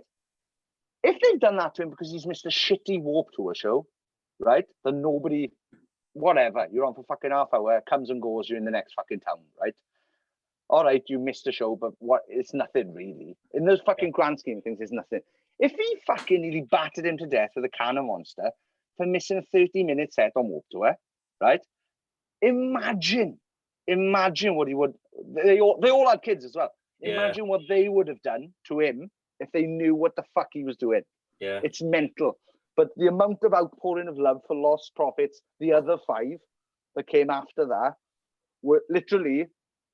It felt like it was my life goal to do that, because if it wasn't for them, the Blackout would have fucking done nothing. Yeah, we definitely wouldn't be having this conversation now. I wouldn't have a podcast. I wouldn't have fucking met Limp Bizkit. I wouldn't have met all my heroes who've been fucking lovely if it wasn't for Lost Prophets. Yeah. So for me to be able to do anything for the other 5, and I'm seeing Mike, the guitarist, tomorrow actually in Cardiff. Oh, right, okay. And it's gonna be the first time I've seen him in like 2 years, 2.5. Yeah, 2.5 years. He lives in LA now. Yeah. But yeah, like anything I could do for them, literally, it made it feel like, oh, that's what I meant to do. Yeah. Like I meant to fucking help the other fucking 5 out, because they didn't deserve fucking absolutely anything that came with it. And if people knew what was about to happen to them monetary wise, right, from labels, and they had all that pulled from them, oof. Yeah, I know. Yeah, would be fucking mad. I touched on this conversation yesterday with Mike from V0 ID, I should say. He used to have a band called V0 ID. Right. And now he's got a band called Scarlet Rebels. Wayne. Yeah, Wayne, singer. Yeah. And we touched on this I touched on it, actually. He didn't really want to talk about it. Because it's so good now to see the Welsh music scene growing again. Yeah. You know, we got some great bands, but at the time, 2010, we also had some great bands, you know. Yeah. Well, and then obviously when 2012 happened with fuckface bollocks Watkins doing what he did, you know. Yeah. It's sort of like, to me, it felt like it tarnished the scene a little bit, and then all you bands just started dying away, you know. Well, yeah, we did. Yeah, that's exactly what happened. I think we were all fucking tarred with the same brush. I think Kids in Glass Houses found it difficult after. Feeling for a Friend, I know, knocked it on the head not long after. It was just fucking, it was horrible. To be honest, the people who probably did not best out of it, but were lucky that they never had any fucking involvement with Lost Prophets was Bullet for My Valentine. Yeah. Because I remember Matt came out of the fucking gate, right? I remember him, the first like introducing thing they had in Kerrang, he was slagging Lost Prophets, like rather than talking about your old band, he was slagging Lost Prophets off, he said, why would Fern Cotton have rump steak when she can have fucking fillet or whatever? I'm talking about himself. Yeah. And I was like, which, as much as I'm friends with Lost Prophets, I'm still open to being friends with everybody in the world. So we never had anything against Bullet, but they never really bothered with us because we were friends with them on Kids in Glass House. So they were like, as much as Bullet for My Valentine are probably Wales's biggest metal band, I'd imagine. They weren't part of that scene. Back then. Like we never fucking played shows together or whatever, or did any gigs. But yeah, I think they kind of survived the fucking black cloud of Watkins, to be honest, and good for them, because I'm fucking absolutely chuffed that they're doing well. Yeah. And the bassist in Bullet and Valentine now, he actually met Bullet, my Valentine, as guitar tech for the Blackout when we were on tour. We went to a Bullet show. So he owes me 20% of all of his income. But I haven't seen fucking penny one. So Jamie, if you listen to this, and I know you listen to every podcast I do, I don't know if he does, you owe me 20%. Yeah, it's just a shame, man, because the Lost Prophets, they were such a good fucking band, and they championed so many bands as well, you know. Yeah, coming up through the late 2000s or whatever, and well, then literally, yeah. After that Morpher Stadium show I was telling you about, the Stereophonics, the next live show I went to downstairs in Blackwood Miners Institute, right? Which I don't know if you've been there. It's not very big, and Lost Prophets headlined, and so I went from an indie thing where I thought I was in the middle, like I was quite close to the front for Stereophonics. So at one point, you could see it on the DVD, the crowd falls, right? And I was like, oh, this is fucking terrifying. And then I turned up at this Lost Prophets gig, and it was fucking circle pits, fucking people windmilling, people spitting fucking just in the air. And I was like, this is chaos. And I fucking love it. And that was like my first taste of the alt genre. And I was like, this is unbelievable. They became my favorite band. And then I must have seen them.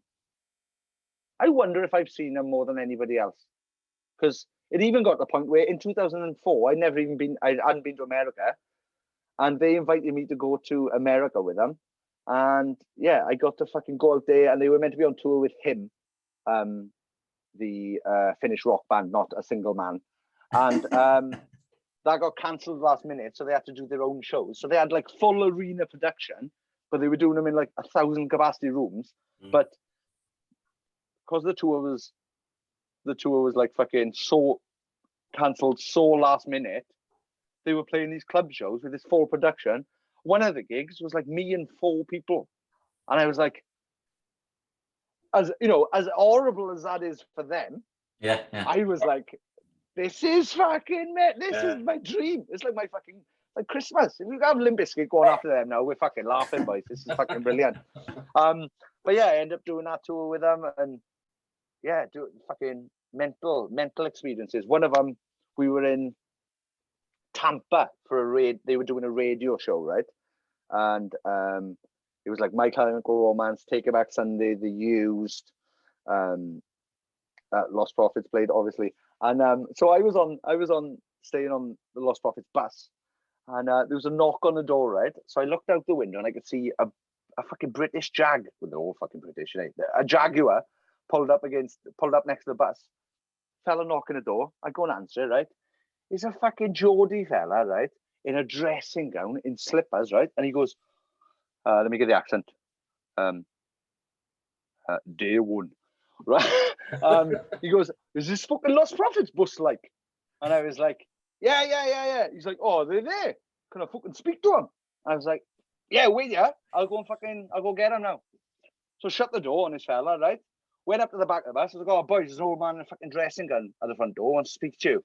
They literally looked out the window and they were like, that's a fucking singer from AC/DC, you prick. Get him in here. I shut the door on him. I go, I'll get him now. Wait for there. Boys, old man in a dressing gown down there, mind? Geordie accent. He brought his Jag next to the... I should have known the fact that he literally just went, do you know what? I'm going to drive my car into the fucking festival. And he did. And he got away with it. So then he was sitting there. No, actually, right, when they said, they didn't even tell me who it was at first. They went, fuck, get him in here, go get down there, open the fucking door, let him in. So I let him in. And he's there then talking to Stu, right? So like they're having a fucking conversation. And I'm there going, who's that then? Who's that? And Stu's got to go, I'm like, what?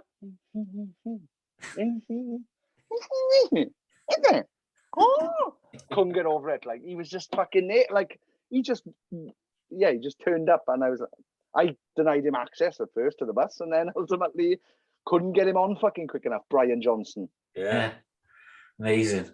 Well, I followed your podcast from day one, to be honest, and I've heard quite a lot of your stuff, I should say, your stories. And I remember episode 2 or episode 3, you were posting on Twitter that who would you like to have on the podcast as a guest? Yeah. And I actually wrote you a letter because I managed a few bands back in 2008, 2010. Dear Limp Bizkit, you might remember. It was. Dear Sean Smith, you might remember me from the future podcast we do. What? And you totally fucking ignored me. I was like, I didn't even read it, I don't think. That's about right there. No, sorry about that. Yeah. So who was it? Who did you want me to get on? Me. How were they doing? He wanted to come on. Oh, did he? Oh. It was me. Oh, was it? Fucking hell. I said, I know you're asking for guests. I used to manage a couple of bands. I live in Holland, and I got some stories. Yeah. So I brought a band from the UK to live in Holland with me because at the time I owned a pub, as well.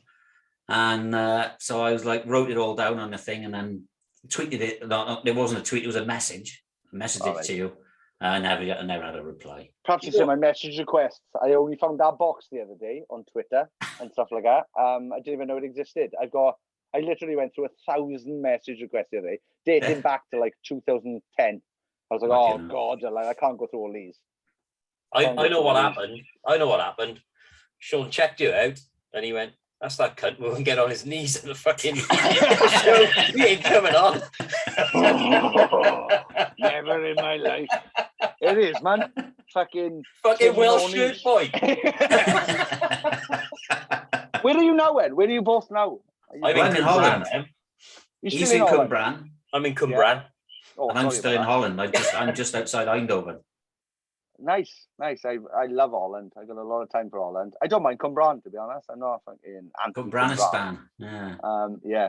I enjoyed the Fresh Prince of Cwmbran by the Golden Looking Chain. That was quite good. I've only been there twice myself. Well, Dayton. Has Dayton got a shop? He had a shop in Cwmbran at one point. I think a skate shop. Skate shop, yeah. Is it still there? Don't think so. I think it's gone. I'd imagine it's fucking gone over the pandemic. My missus used to work in Blockbusters, and he used to go into Blockbusters every Friday night to get like movies and stuff. Yeah. And she said the kids were going nuts, like, because obviously, Sanchez was massive. It was huge then. And they were like, my missus was like, yeah, go and speak to him, right? oh, fucking spew up my ass, or whatever you're fucking doing. Oh, fucking eat my shit, man. Hey! I'm surprised he didn't get more of that, to be honest. More mad cunts just hurling fucking turds at the back of their own. He probably did. That is true, yeah. That is true. But, so this week's guest episode is Adam D from Metalers Kill Switch Engage. Oh, nice. Which was very, very interesting chap. I thought he was going to be too serious, even though he's hilarious on stage. I thought maybe it doesn't work out like Adam. Maybe he's one of them people who's just serious off stage. But no, he was absolutely lovely. And I told him by the time I saw him playing Cardiff many, many years ago, when Howard was in the band. And Adam introduced the song by saying, this song is about the time Howard fell off a horse. This song's called When Darkness Falls. And I was like, and he was like, yeah, I do that just to fucking, because it starts with a big scream. I try and put Howard off every gig and make him laugh before you have to do the big scream. So yeah, we've got him on this week. That was awesome. I asked him, does he own any sleeves? Because I've never seen him wear any sleeves. I say no. Oh, no. Look at that, I've subliminally done that myself. I asked him if he had a cupboard just full of sleeves that he's cut off t-shirts. But yeah, I'm trying to think of. Yeah, we did we went to that download pilot, which was all right. Yeah. That was interesting. That was scary. Being around 10,000 people, thinking any second now the police are going to come and tell us to all go home. All right. Okay. But yeah, we've had some fucking amazing guests, and yeah, I guarantee someone listening to this, as much as you probably hate me now, or you hated the Blackout originally, you will absolutely love at least one of the podcasts we've done with at least somebody. There's somebody on it. And my point is, with the podcast, I wanted to start, to me, it shouldn't matter whether you like the band or not, right? It's just about the stories and how fucking people have worked to get to where they got, how they've got there, how they write, how they fucking tour, A big thing with us is, because like I've lived my fucking dreams, like that fucking Limp Bizkit story is fucking incredible. And I just want to know other people's versions of those stories. Yeah. So like we had Simon Neil from Biffy Clyro on a couple of months back, and I said to him, what was the moment when you were like, what the fuck? What's going on here? And he was like, oh yeah, we did the MTV Awards and we were playing Crazy Train by Ozzy, and Ozzy was sat in front of me, and he was like, and I looked to my left and Slash was playing a guitar solo, and I was like, that's awesome. And he's like, fucking tell me about it. And that's what I love. I love the excitement. Like, Simon Neil is a fucking bona fide massive fucking rock star, right? Yeah. But he's a fucking human, and this is what I want to get across. It's like, we've all caught our fucking cocks in our zips, right? We've all let our heads get out the fucking taxis, and then to some points we've all kind of like done these fucking insane things that literally take us back. When he was fucking reminiscing about it, you could swear he was like fucking 16 again. He was just like, and that's what we want to show the world, is that number one, everyone's fucking human. And number two, listen to these fucking mad stories that people have fucking got that they've been able to do. Yeah, that's a bit like us, really. I mean, we just started it, just because we wanted to fucking talk to people, and, you know, and just see what they got to say, like, and hope people enjoy it, you know. Well, it's just some people have got fucking amazing stories, like. And I mean, we spoke to Leslie Ann Jones a couple of weeks ago. She's an author. Do you know who she is? She's an author. She's a rock journalist. Oh, I thought you were on about, who was I thinking of? Oh, I think Leslie Jones, the comedian, it was. Oh, no, we had a comedian. We had some guy out of the fucking Hangover on a few months ago. What? Ooh. Yeah. Yeah, we just, the car. He was only the car dealer, but he was in the Hangover, Yeah, he had 4 lines, didn't he? I don't know how many lines he had. Yeah, you know when they do the Rain Man scene? Yeah. And Alan goes down to win the 80 grand. He was the car dealer, and he had 4 lines or whatever. But he's a stand-up, he is. He does stand-up, so I got him on, like. Yeah, he What's his name? Stories. Do you know? You remember his name? Oh, God. Keith Lyle. That's right. Keith Lyle. I'll have a look at him after. I absolutely love, because that's what I'm kind of now transitioning. I'm transitioning because what I genuinely think I am is, I believe I'm a comedian trapped in a front man's body, right? So I am now at the moment making the transition into potentially doing stand-up. Okay. Because I've done a couple of comedians podcasts now, and they were like, you'd be fucking, like, even if you just relayed some of your fucking stories the way you told us now, that should be enough. You know, you got at least 5 minutes there. So I am slowly transitioning to comedian, and I want more comedians on our podcast. I'm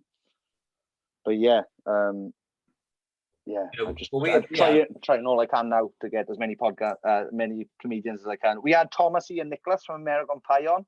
Okay. That's cool. Good. Yeah, it was cool. Check us out. We went down to interview him at the Crown Inn in Merthyr Tydfil. What was he doing up there? Well, he plays, like, he's got his own band, right? It's called the Tin Band, but it stands for Thomas and Nicholas. Okay.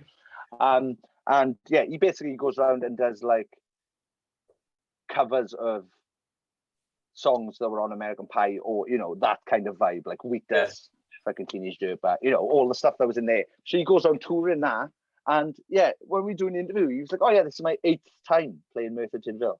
Okay. And I was like, "I'm from here, mate. You should be asking my permission to be in this town, because I am the self-proclaimed fucking mayor of Merthyr." But I'll let you off because you're absolutely fucking lovely. But he was the last person we did before the pandemic, Thomas and Nicholas. And that was interesting to hear about fucking movies and American Pie and fucking what he's done since. And he started acting with his son, started acting, and him and his son are in a film together and all that stuff. And we just want fucking everyone from all walks of life, really. Yeah, same as us. We've just done Paul Harries, who's like famous photographer, especially in the metal world. He did a lot of the fucking Slipknot stuff that you probably recognize if you saw it. We've had him on. I'm trying to think of what other fucking. We're having a couple of front of house engineers coming on soon. We want to get managers on. Well, we had Ryan Richards, the drummer from Funeral for a Friend, and he now, that management company I'm involved with Junior, Future History, that's Ryan's company, and he manages some of the best bands in Britain at the moment. So he's looking after a band called Loathe, Junior, Foxjaw, Foxjaw, blank, Holding Absence. How the fuck did I forget Holding Absence? Jesus fucking Christ. Only Wales's biggest fucking alternative band. Yeah, he's got fucking loads of bands and they're all fucking awesome. Sleep Token. Every now and again, I'm just going to just fucking shout the band name out there. Metallica. AC/DC. No, I never heard of them. Couldn't pick them out of a lineup, probably. No, especially if he was in his dressing gown. Don't wear your dressing gown to a festival, though, bro. Where you fucking at? Where your fucking little miners at, right? And fucking do your little fucking walk and have your voice doing this the whole time. And I'd know exactly who he was, wouldn't I? But he wasn't doing his singing voice. Who told him he could sing? Well, the band did. Imagine Brian Johnson, right, as a kid, right? Remember when we were all in school and they'd be like, right then, we're going to do it's Christmas, we're going to do Silent Night, right? We're all doing Morrissey impressions, right? Going, Silent Night. And all of a sudden, fucking the Geordie turns out, Silent Night!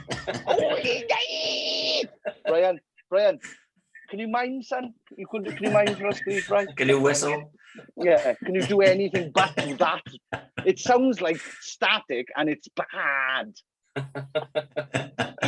You look at me, absolute loser in a fucking crap band that's doing nothing, making fun of the singer from AC/DC. Take that, man. Yeah, what's he doing now? Oh, touring the fucking world of selling millions of records, probably. Well, he's not, is he? He's gone deaf, and he.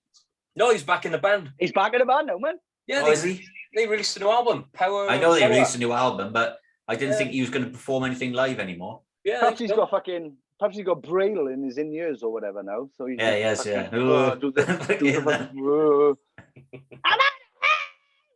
you're not. You're on stage. Chill out. All right then. Yeah, so have you had any difficult guests? Oh, yes. Any advice you can give me and Terry if we come across a difficult guest? End it as soon as you fucking can. End it as soon as you can. We did Download Festival, right? If you go back and listen to our first episode that we did at Download, right? So what we'd like to do is, before our episode starts, before we play our intro song or whatever, we'd like to put a snippet of like something interesting or funny that was said first, right? So like last week's was a guy called Aaron Beam from an awesome stoner rock band called Red Fang. And I think he said something like, oh, I've gone all fuzzy. He was talking about his camera or whatever. But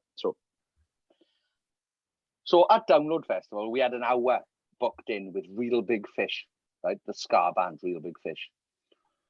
So we sat down with them and I said, right, first off, boys, I became aware of Real Big Fish because of one of my favorite films of all time, which is a cult classic, Basketball, right? I was like, you were in that. That was the first thing that made me aware of you guys. How was that for you guys? And the singer said, the problem was, see, the two songs in our film did better than the single that we had out at the time. And I just went, oh, no way. Fuck's sake. Like, and everything in was just one word answers, right? Like, yeah, oh, no. And it got to the point, we were 10 minutes in, and I literally went, where can people find you online? And they were like, at Real Big Fish, obviously, in there. And I was like, right, thank you. And that was it. Like, we cut it then and there, right? Mm. So as we were sound checking, we always ask people, is there anything you don't want to talk about, right? Because we had a moment once where we had somebody drove to my house in Merthyr to come and be interviewed from a very, very big band. And I said, is there anything you don't want to talk about? And they said, yeah, the big band that I used to be in. And we were like, the old reason you're here. Oh, cracking. Nice. So we asked Real Big Fish, anything you don't want to talk about? And the singer went, as a joke, he went, yeah, I don't want to talk about Real Big Fish. I don't want to talk about music. And I don't want to talk about Download Festival, right? That is literally the intro to that episode, right? Okay. We never mention Real Big Fish again. We don't mention them there. It's just their voices, and nobody's ever gone, is that Real Big Fish? How come they weren't on the episode? But we just used that bit and didn't use any of the interview. It was almost as if the singer had woken up that morning and realised he was in a ska band. That's how angry he was. What? We've still got trumpets and we're grown men. What? That's what it felt like it happened to him. Somebody had played him back lots of Real Big Fish's fucking best songs, and he went, Oh, God alive. No, they got to do that later on. Yeah. Yeah. Oh, God alive. You're not going to be blowing that fucking brass thing next to my head, am I, when I'm playing a gig? Lucky I've got these big sideburns to block the sound. Yeah, I was like Leslie Ann Jones. She's an author, she is. And she told us some stories about when she first met David Bowie when she was a kid. And they became great friends and stuff. And if you look at her website, she's interviewed everybody that's anybody. I mean, from Prince to fucking... Sean Smith. Smith, to Sean Smith, maybe. But she went to meet Richard Gere because she was a journalist. I'm stood up his ass, please. Yeah, please. she says they had an him, instant opposite attraction, and they both hated each other. Yeah. And it was just a story and a half, like, you know. Oh, I'll have a listen. So, I'll fucking have a listen to that, yeah. Yeah, like I said, we'll just go on. I love a story of things going wrong as well. It's fucking cracking. I love it when fucking people hate each other. I'm trying to think of, I've had a moment where we've had fucking awkwardness. We've had bands where we've supported them and I've gone, oh, good show. And they've gone, yeah, no. That was in Club Eva Bach. That band is huge now. So they did know. They did know and they did very well, yeah. And the drummer one day, we were doing Pukkelpop Festival in Belgium, right? We were there on the Saturday, but we were playing the Sunday. But we came to the Saturday to fucking hang out and check out the festival. And the drummer from that band realised, well, if they are playing, they played before us earlier at some point. And they went, oh, good show earlier. And our guitarist's like, we play tomorrow, bro. And he was fucking, he was just like, I don't like being in this area. It's fucking sick. Let's get out of here. But anything else? Oh, I nearly got a fight with a singer from The View once. Do you remember them? Scottish cunts. They might not, right. Was he Scottish? Yeah, he's Scotch. He's fucking very much Scotch, yeah. I take that back. The rest of The View are probably all right. One of them started a podcast, right? 3 months after ours was out, called Sappenin. Oh. And I went, nah, brah, you ain't doing that. No fucking chance. No chance. But yeah, I nearly got in a fight with a singer from The View because he was drunk. It was at that Pukkelpop Festival as well. And this is fucking a mad bunch of names. So I'm walking through catering. This fucking drunk Scotch fucking wanker like bumps into me and I was like, whoa, what are you doing? And he's like, yeah, fucking what, mate? I'm fucking like trying to kick off. All of a sudden, Dizzy Rascals gang, they come over, like move me away, go, oh, come on, fella, let him out. And fucking he goes. And then, so I got fucking saved from a fight by Dizzy Rascals gang against the singer from The View. And then me and Matthew from the Blackout went to watch Dizzy Rascal from the side of the stage, right? And we were the only white people there, right? And Matthew from the Blackout is the whitest man alive, right? He hasn't got any rhythm. He just likes white things, right? He just likes ketchup and chips, and that's it. Like, don't give me any spices or flavors. That's not for me. I'm too white, right? He's not a racist, by the way. We were watching Dizzy Rascal and loving it, so he couldn't have been. So yeah, we were watching Dizzy. He finishes the set. We come off stage. Matthew goes on to him and goes, oh, good show. And Dizzy comes back with a fist, right? Oh, no. And then they swap. And I'm like, boys, you're playing rock, paper, scissors. Choose one. Choose one. And then they had the most awkward, like, handshake. Yeah, sorry, I had to get that Dizzy Rascal story out. I'd already mentioned his crew saving saving the fella from The View from having his head caved in. Little tit.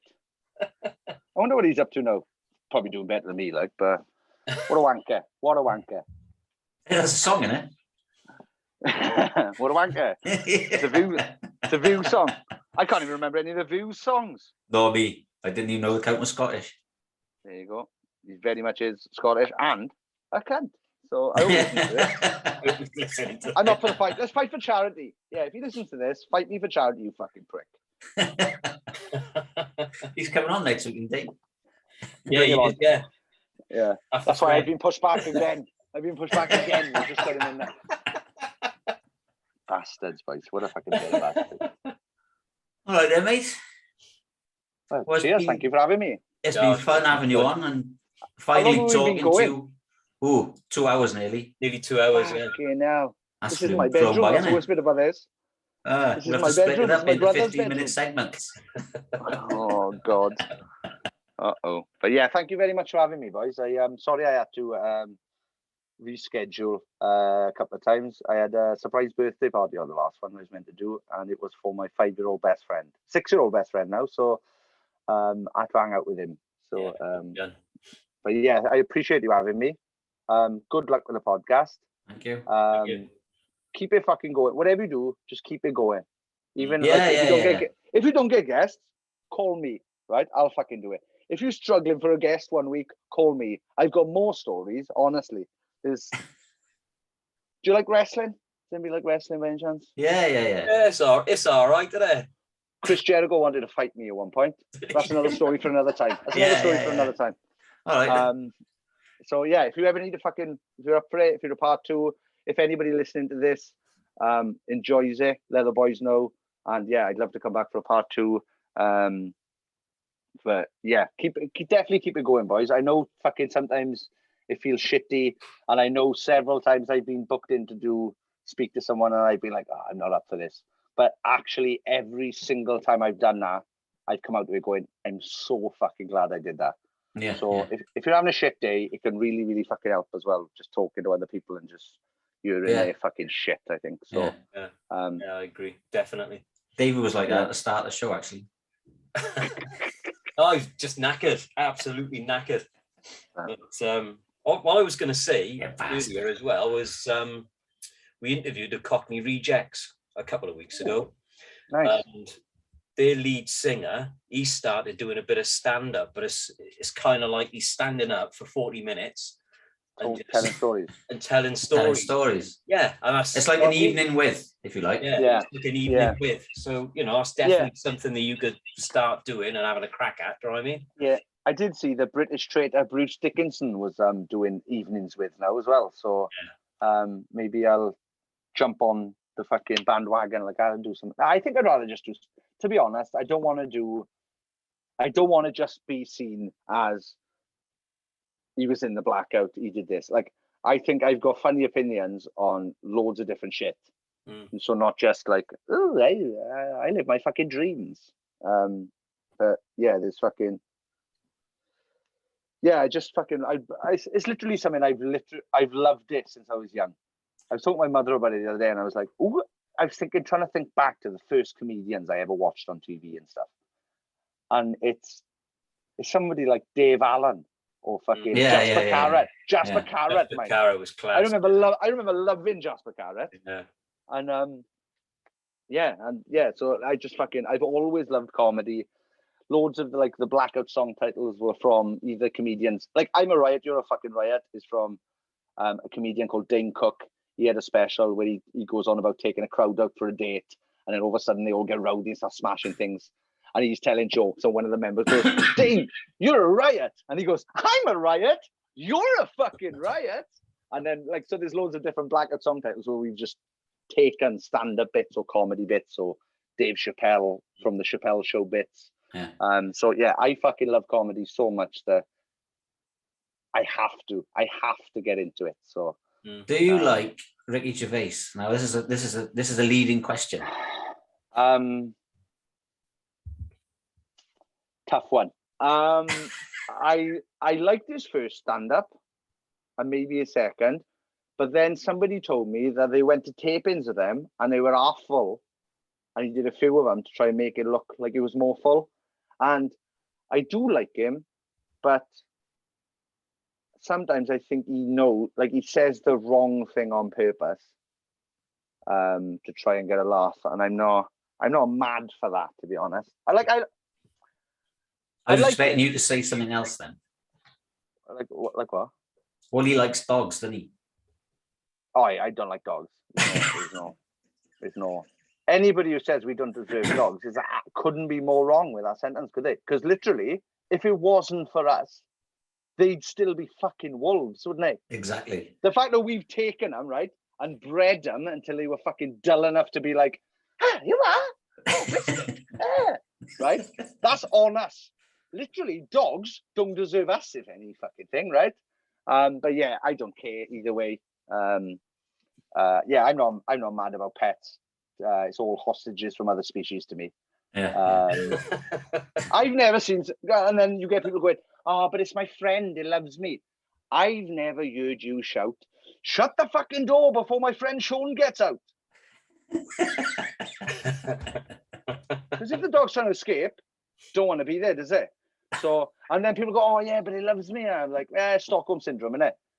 You've kept it long enough that it knows you're going to feed it at some point. And that's why he loves you. So there I am, ruining all vegans with pets. Oh, yeah, I've never heard. Here's a fucking big sentence. You can't be vegan. Oh, Pritches. I hope Pritch doesn't hear this. You cannot be vegan if you own a pet, right? Because you're keeping it hostage from another species for your own entertainment, right? Oops. Also, you can't be vegan if you drink water, because that's a fish's house. Yeah. So vegans are not vegans, are they? Because they've always got something with water in, and that's a fish's house. Sorry, boys. The fucking blue dog Elvis juices.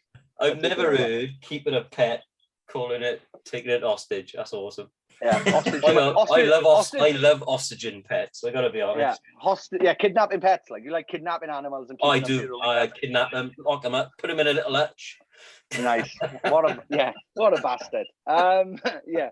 That's jail, isn't it? It's jail.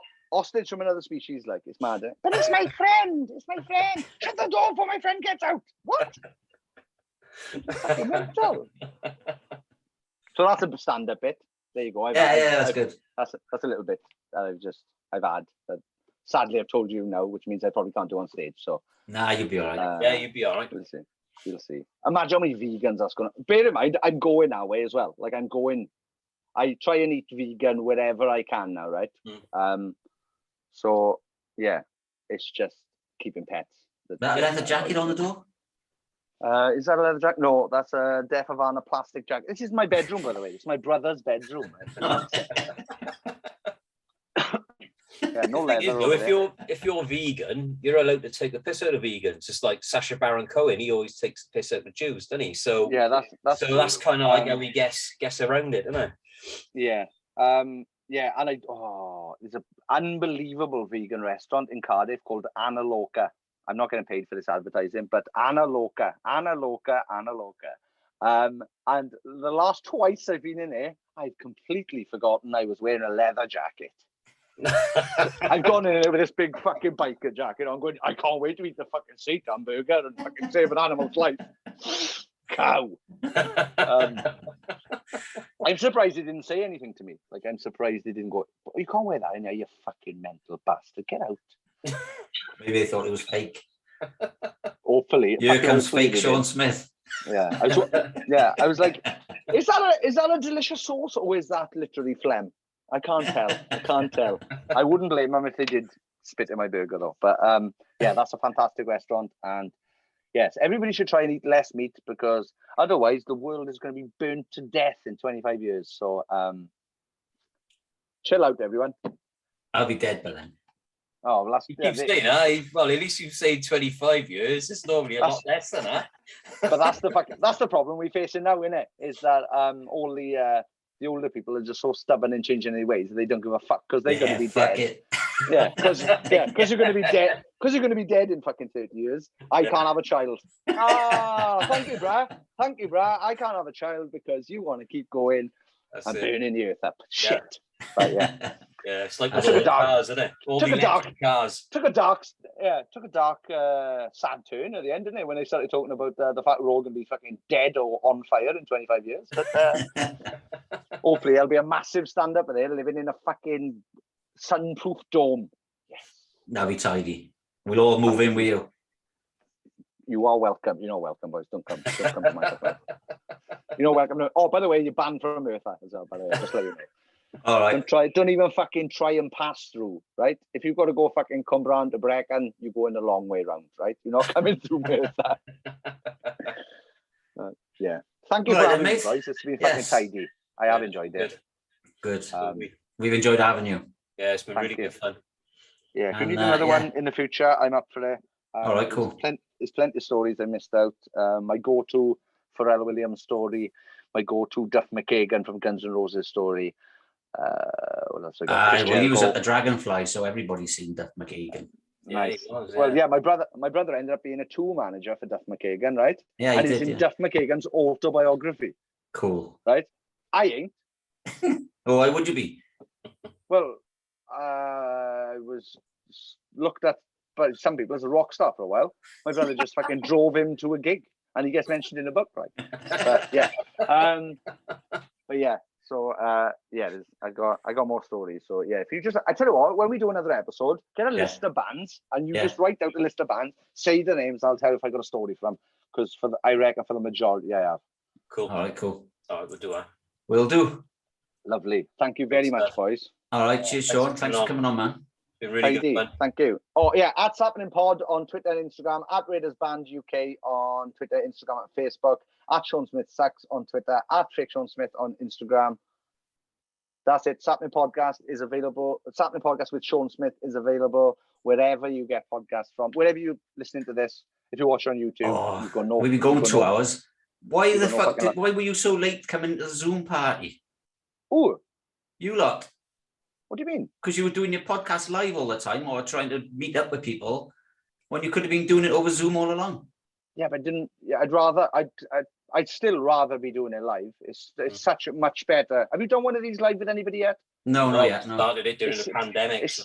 Yeah. Oh, yeah. That's been going on there. Yeah. The fucking Chinese thing again. Yeah. It's much better. Like if us three were there now, we'd all on a fucking can and a laugh. You'd get like, it's much better vibe. And yeah, it's the first one we did fucking pandemic wise was Bert McCracken from the Used, who was in Australia. So after we did that one, we went, well, that went well. Yeah. Keep doing it like this. So we're going to keep doing it like this until we can go to gigs again. And then we're hoping Biffy Clyro in the flesh might be our first one back now, because they're playing Cardiff soon. So okay, that'd be cool. Fingers crossed. That might be cool. And Simon Neil has now got a mullet, right, which he didn't have prior to our episode. Saw mine. I went, Sean, you got a mullet? I said, yes, Simon. And he went, that's super cool. The next time I saw him on my screen, he had a fucking mullet. So that's mine, and he owes me. So I look forward to seeing him. That's another 20%. Yeah. Bro, that's my opening question. Right, no fucking about. Here we are, sappenin. Simon, where did you get the fucking idea for that mullet from, any prick? Because I saw the other day, he mentioned it in an interview. Someone was like, oh yeah, I've gone for this 80s mullet. And I was like, you seem to have missed. I got the idea from Sean Smith. Off the end of your fucking sentence, you Scotch bastard. So maybe line him in the view up. Everyone who's Scottish, let's have a fight. Yeah. Twin Atlantic are making a comeback. Well, not they ever been away, but they haven't been around for a while. They could fucking get it as well. No, I'm joking. They're lovely. They're absolutely fucking super. They are genuinely lovely boys. Yeah, we're hopefully going to do them soon. Yeah, they have been away for a while. Yeah. They have been busy, I think. So. Right, we've done fucking 5 false endings now. We have. Well, that's normal for us anyway. This is like fucking WrestleMania. There's been 5 false finishes. Like 1, 2. Oh, Sean's up again. Here he comes with another story. I know Duff McKagan. Shut up, bang. He's down again. 1, 2. He's kicked out. Right, I'm gonna go, boys. I better go. My brother probably wants to sleep. Probably. He wants his bedroom back. Oh no, he's been here behind me the whole time. He's hiding in the wardrobe. Right, I better go. Nice one, boys. Thank you very much. Thank you. Take care, mate. Cheers. Lovely. See you later. Ta-ra, boys. Ta-ra. There you go. That was good fun, wasn't it? It was. Fucking hell, I was laughing so much for ages. Well, it was good. Really good. Well then, Dave, I'm going to wrap it up because it's a long one. It's 2 hours. I think so. I need to go and get some food. All right, cool. Catch you later. Yeah. And over and out. I'm not going to have a story today. Ta.